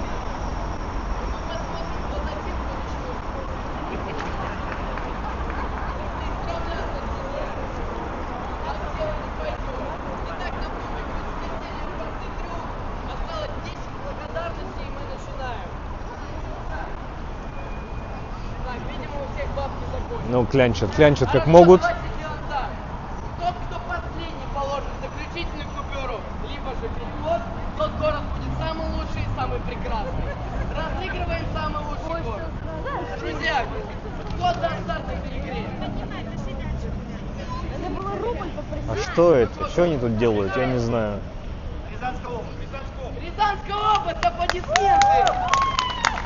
Какой город? Воткинская, это какой город? Чукотка, прости, Воткинск. Так, ну, друзья, так быстро. Чукотка самый лучший город раз. Чукотка, прости, Чукотка. Город Ноябрьск, аплодисменты. Да, не знал, что там есть Волло. Прости, Ноябрьск. Мурманск, аплодисменты. Итак, Мурманск самый лучший город раз. Мурманск самый лучший город два. Прости, Мурманск. Санкт-Петербург. Санкт-Петербург, аплодисменты. Прости, Питер, но вы переводите. Итак, Владивосток самый лучший город раз. Абакан, аплодисменты, Абакан. Итак, сразу у всех бабки появились. Абакан самый лучший город раз. Абакан самый лучший город два.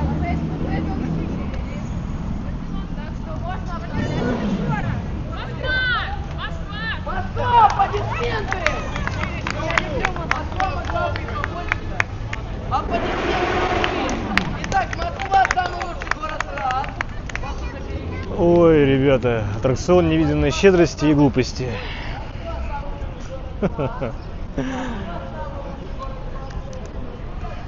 Я не знаю, что тут они собираются делать, но людей разводят знатно. Прям...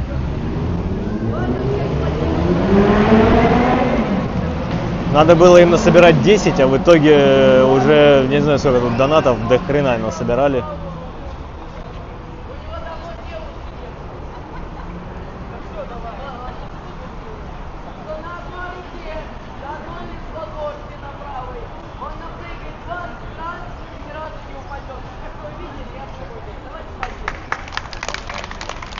Друзья, чтобы этот трюк получился, и он не сломал свою правую руку, вам нужно вместе с нами создать ритм и считать его прыжки. Поехали. Майкла не было. Майкл обычно пляшет на канале Грибоедова.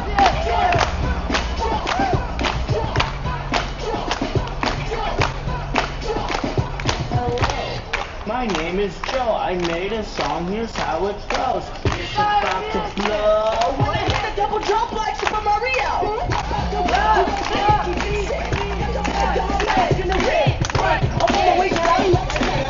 Keep it hot like a turtleneck sweater.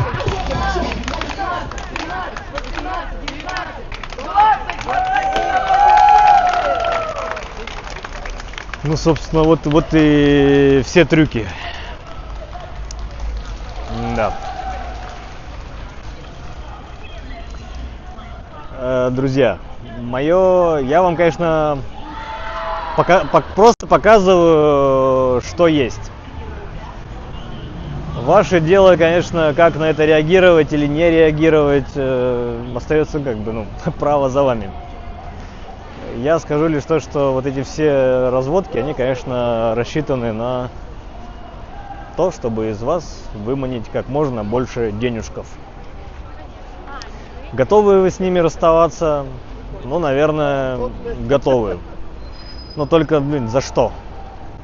Было бы за что. Вот и все. Вот, мое мнение.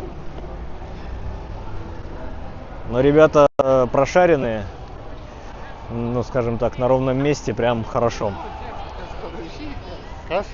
За 5 минут там, наверное, 5,000 насобирали.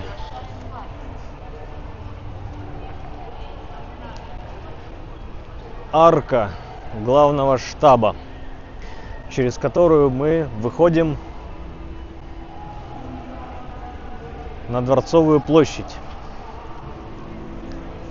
Время у нас правильное, 19:25 на курантах. На Дворцовой очередной мюзикант, старожил дворцовый, репертуар в том числе старожильный. Ну и, конечно же, опять же, заточенный на туристов из провинции. Не обижайтесь, но у меня вопрос: сколько можно эту батарейку уже слушать? А это один из топовых хитов репертуаров уличных.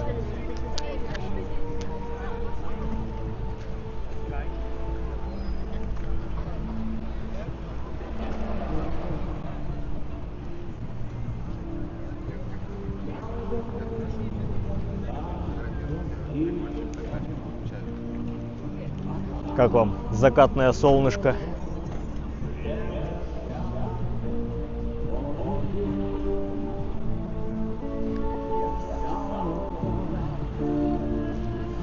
Торгаши с шариками в виде бабочек, как их, бабочек, божьих коровок. Всякий прессованный гранит из Карелии.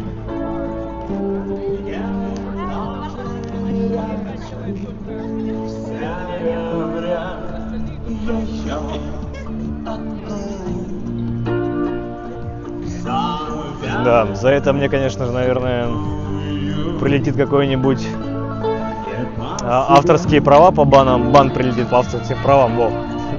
Как это по-русски?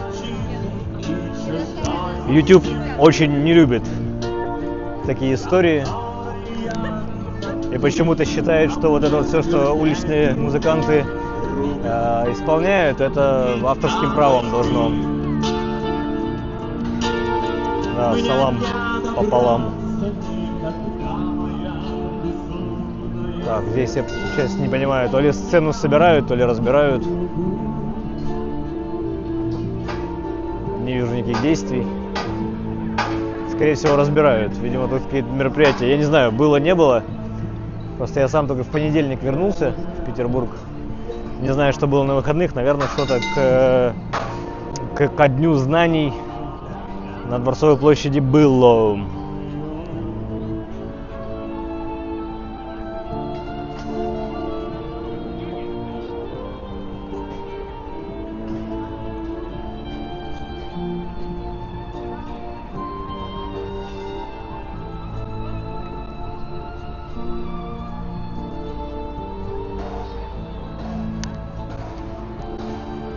Ну что, друзья, великолепная Дворцовая площадь, великолепный Александрийский столб, арка Генштаба, Зимний АК Эрмитаж, Исаакиевский собор. Давайте я дойду все-таки до Дворцового моста, до набережной. Дойдем до Невы. Иван спрашивает, какой маршрут. Ну, маршрут очень витиеватый. Опять начали от площади Восстания. Опять, как видите, заканчиваем районом Дворцовой площади, но петляли как могли. Несколько раз пересекали Невский, ходили дворами.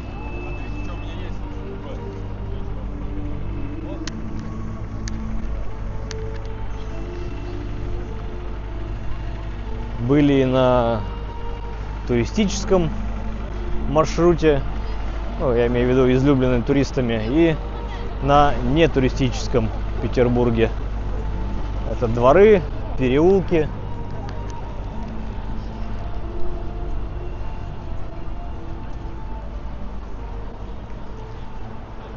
Ух.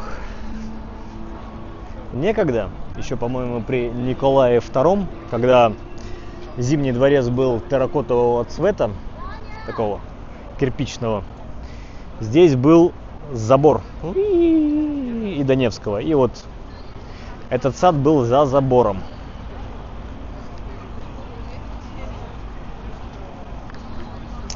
Есть фотографии, я не выдумываю.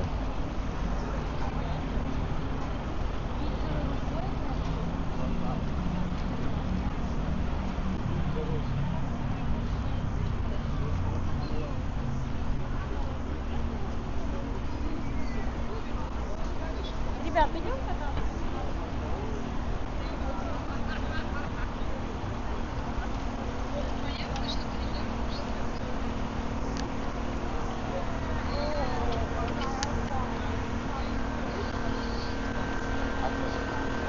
Что-то так этих вот товарищей развелось, прям все эту технику освоили.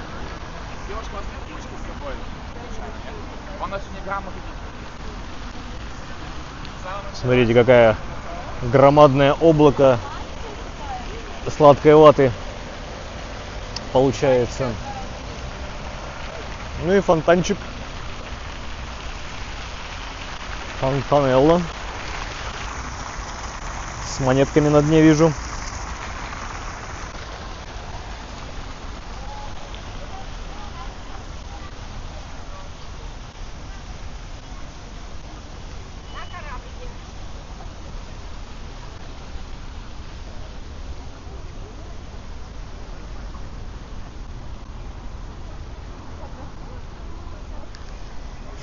Еще из утерянных артефактов Зимнего.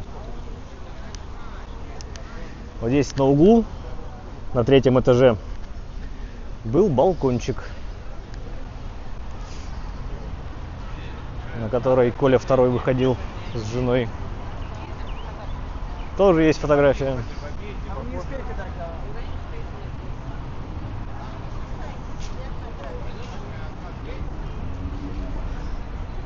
Смотрите, мы прямо на закате вышли на Дворцовую. Уже солнце начинает прятаться за домами. Наверное, давайте даже чуть-чуть пройдемся по Дворцовой набережной. Посмотрим на закат. Дойдем до Зимней канавки. У меня какие-то флешбеки, как будто бы это уже было. Или здесь можем постоять вот с той стороны, у спуска со львами. Нет, пойдемте по набережной пройдем с видом на Стрелку.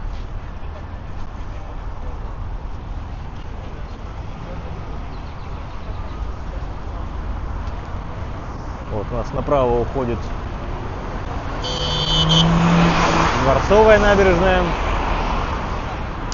Налево там продолжается у нас Адмиралтейская, дальше Английская, дальше лейтенанта Шмидта. А Дворцовая набережная у нас... Я забыл, кем там она заканчивается.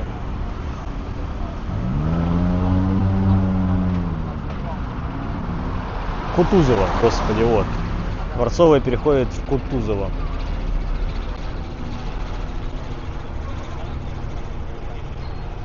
Что-то у нас не хочет радовать зеленым цветом. О, зеленый, yes.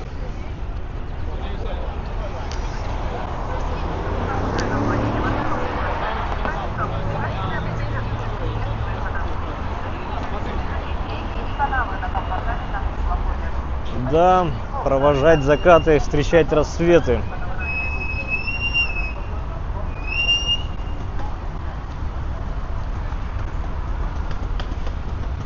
В одной из прогулок говорил про биржу, здание биржи. Его сейчас передали Эрмитажу. Эрмитаж занимается реставрационными работами, и в здании биржи впоследствии будет открыта экспозиция выставочная, музейная. Можно будет попасть в здание биржи.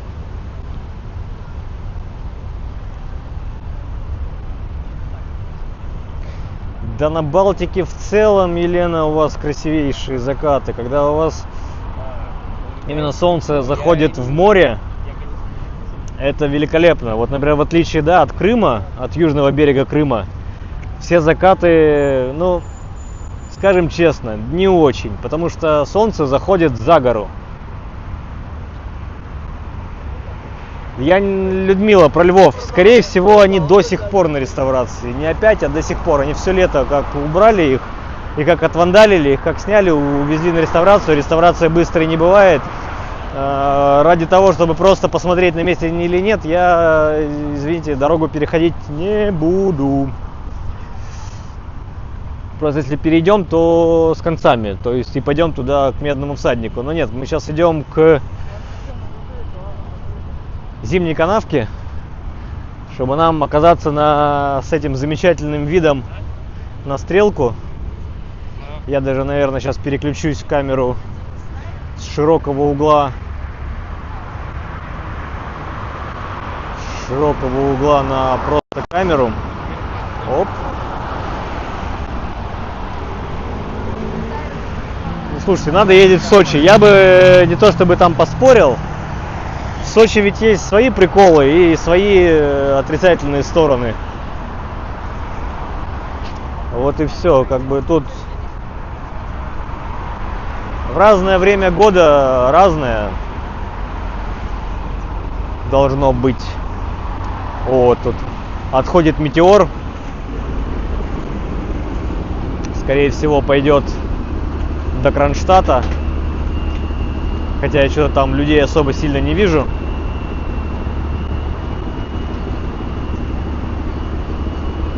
Если людей нет, то, скорее всего, он пойдет в порт. К речному вокзалу.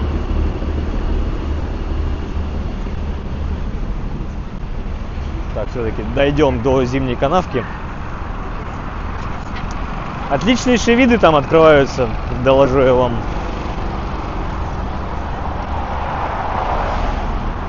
Нам надо по этой улице туда пройти, там отгородить.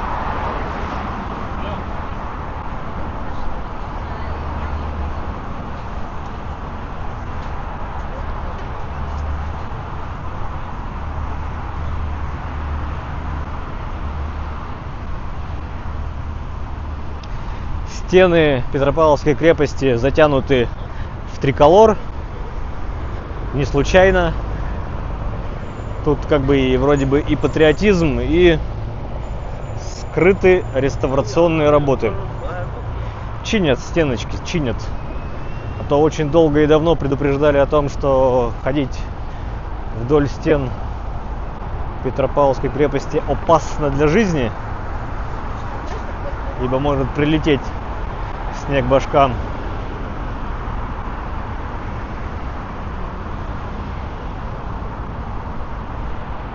Ну вот Алексей все и нам и рассказал про Сочи. Дополнить нечего. Да, а метеор пошел туда вверх по Неве. Там в районе станции метро Пролетарской у них стояночка на месте бывшего речного вокзала.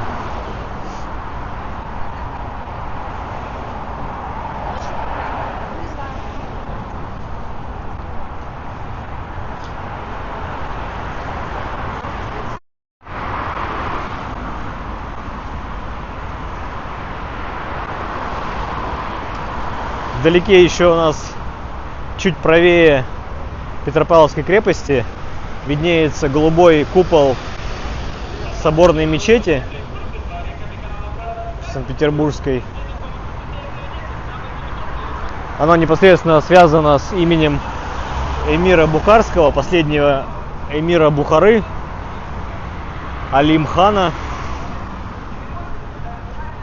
Мне довелось и в Ялте увидеть, пусть за забором, но вживую, дворец эмира Бухарского, Ялтинский дворец. Он находится на территории санатория Ялта, принадлежащее Министерству обороны. И вот по этой причине туда пройти нельзя было, к сожалению.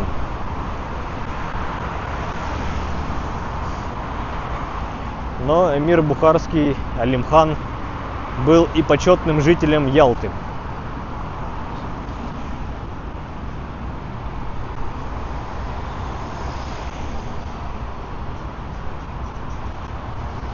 Реально было. Так, девочки, не ссорьтесь. Что вы там меряетесь?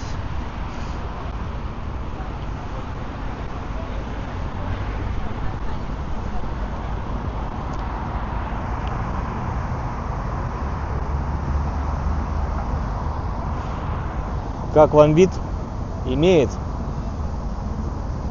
Слева у нас торчит над зданиями Кунсткамера.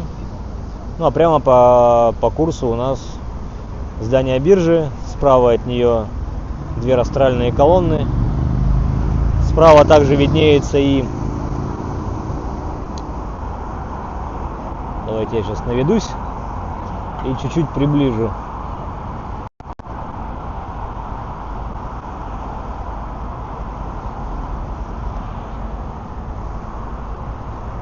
Высотка Газпрома.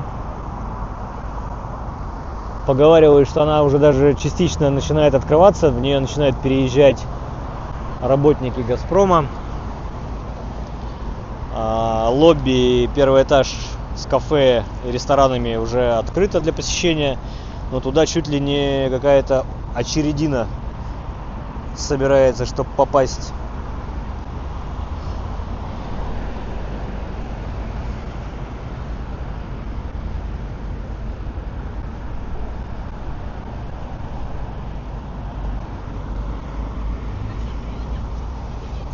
Так, перебор, недобор. Друзья,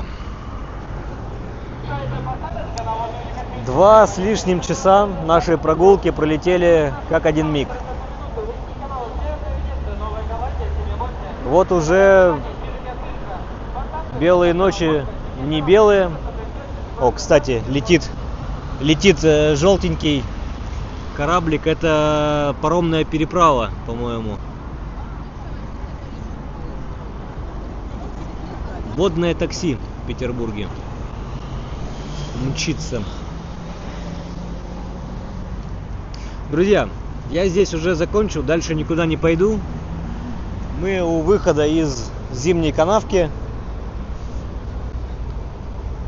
Думаю, с таким прекрасным видом на стрелку Васильевского острова можем заканчивать. Я стрим еще немножко оставлю, он повисит. Посмотрим закат. И отбой по домам.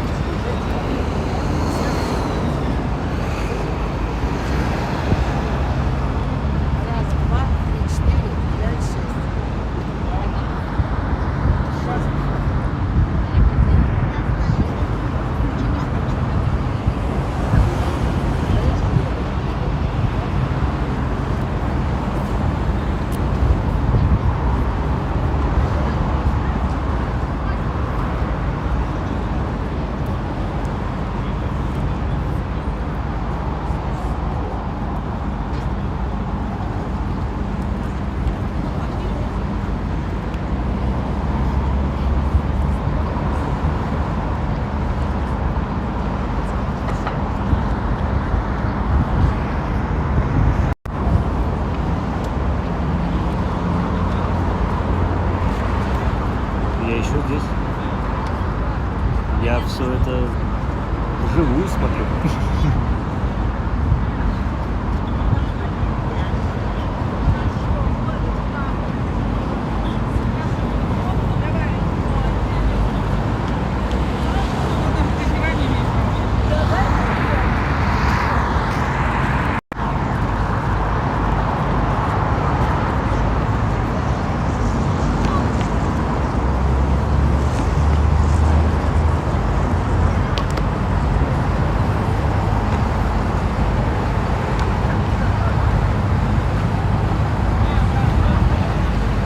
Юнмуй.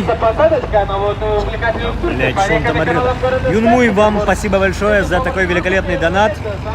Наверное, это топ донатов на сегодняшний момент. Через 1 минуту мы отходим. Замечательный экскурсионный маршрут реки, каналы. Давайте я чуть-чуть перебегу, кто еще здесь. Я чуть-чуть перейду.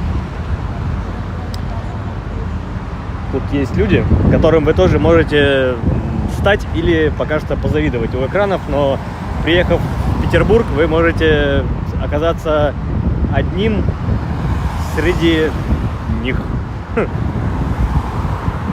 Да, это ляпнул.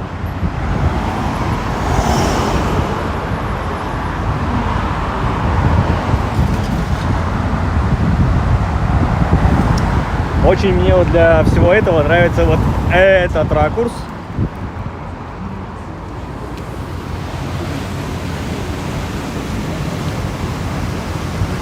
Здесь у нас выход из зимней канавки. Ой. Вот так. И вид на Стрелку, на Петропавловскую крепость. Вот триколор здесь у нас виднеется.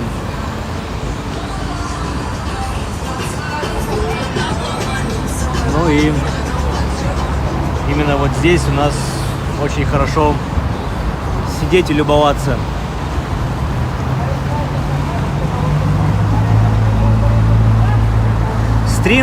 Плана стримов нет.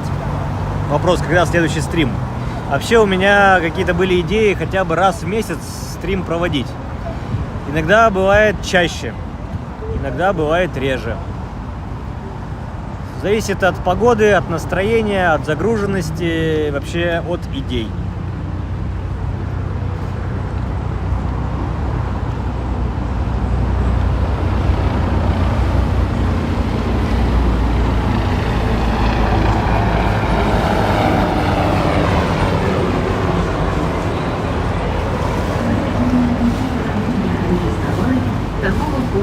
Который по указанию Петра Кремлева был устроен на стрелку Васильевского острова, где сейчас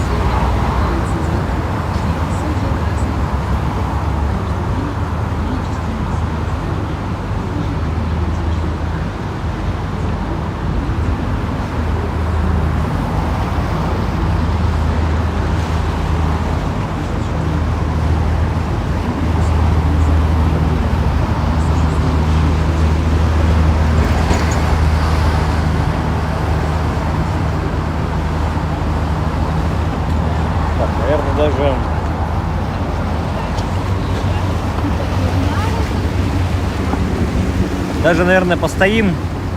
Давайте до 8 постоим. И ну 8 точно надо сворачиваться.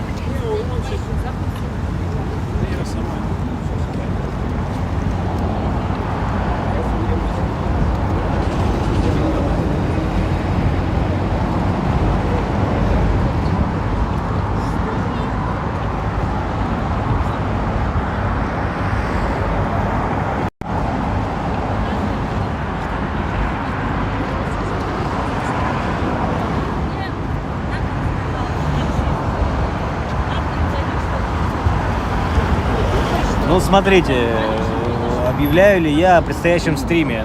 Я сегодня с самого утра создал трансляцию. И если вы подписаны на канал, то, в принципе, вам должно было прийти оповещение о предстоящем стриме. Еще делаю, соответственно, оповещение в телеграм-канале. То есть я утром создал стрим и кинул ссылку в телегу. Соответственно, те, кто подписаны в телеграме, о стриме были оповещены.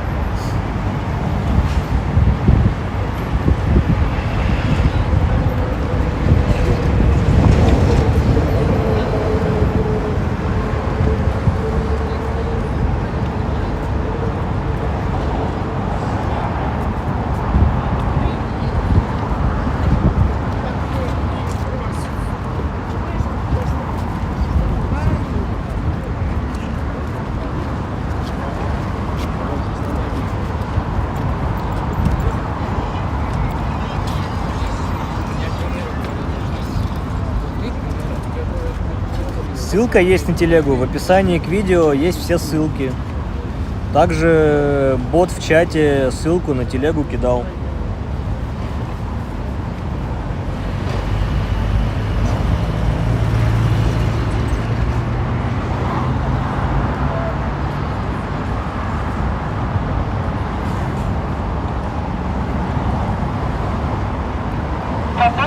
водоувлекательной экскурсии по рекам и каналам города Санкт-Петербург. Отправляемся через 1 минуту с нашего причала. Все желающих просьба Вот этот товарищ, который объявляет, что через минуту отправляется, то же самое говорил 5 минут назад. А вот и думайте об этих всех завлекалах. Врут как дышат, а дышат они часто.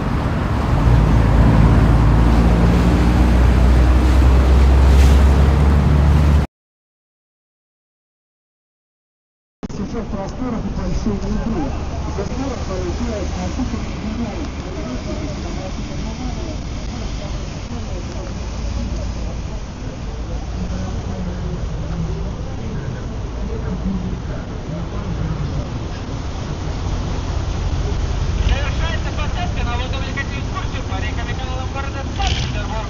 Все желающих просьба поторопиться, отправляются с нашего причала через 1 минуту. Реки и каналы Северная Венеция маршрут. 1 минута и мы уходим.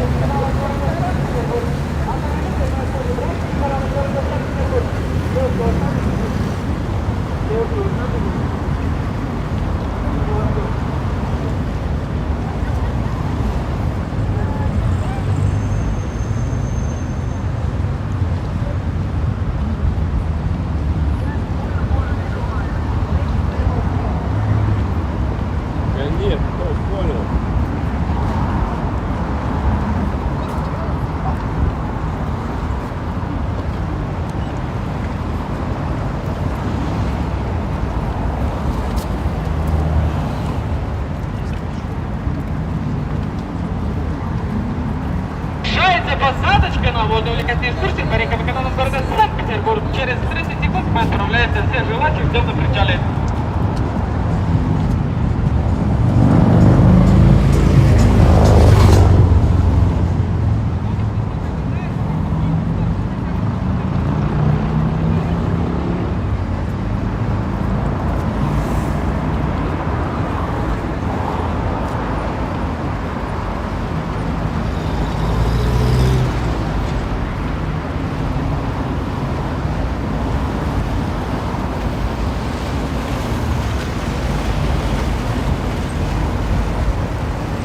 внимание, вот все кораблики, которые выходят из-под мостика, ой, у всех, даже не на кораблике, а на пассажиров, все с телефонами, все смотрят в телефоны свои, что там снимают. И никто своими глазами эту всю красоту и великолепие акватории, или как правильно назвать, в общем, никто своими глазами не видит. Все воспринимают окружающую реальность через телефон.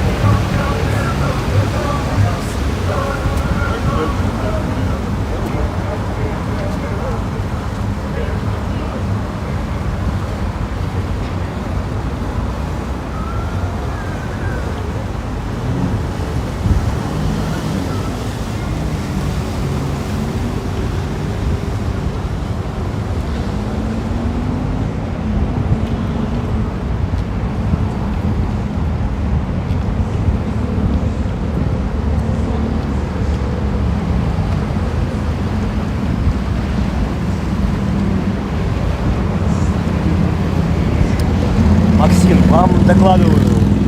Есть камера, которая располагается на Петропавловке, на Петропавловской крепости. Она тоже поворотная.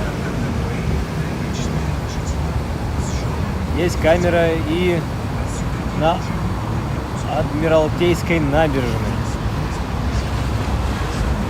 На одном из зданий Адмиралтейства.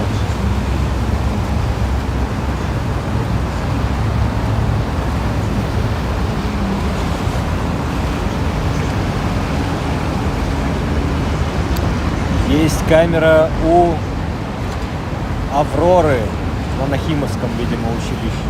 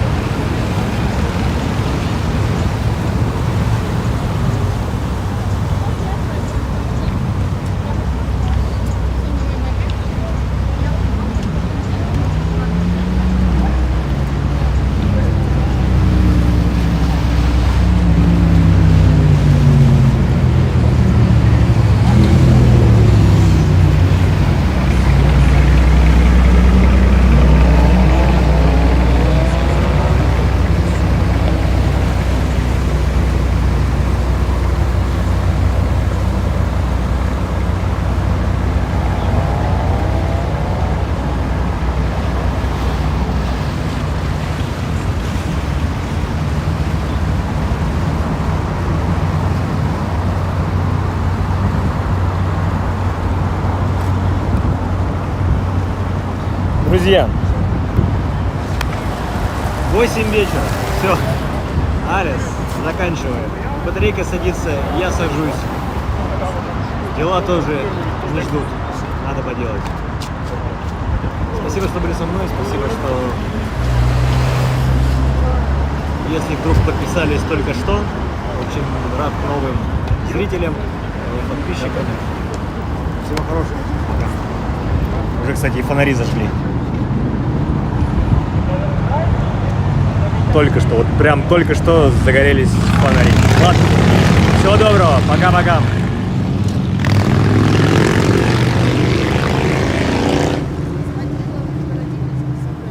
Не успел.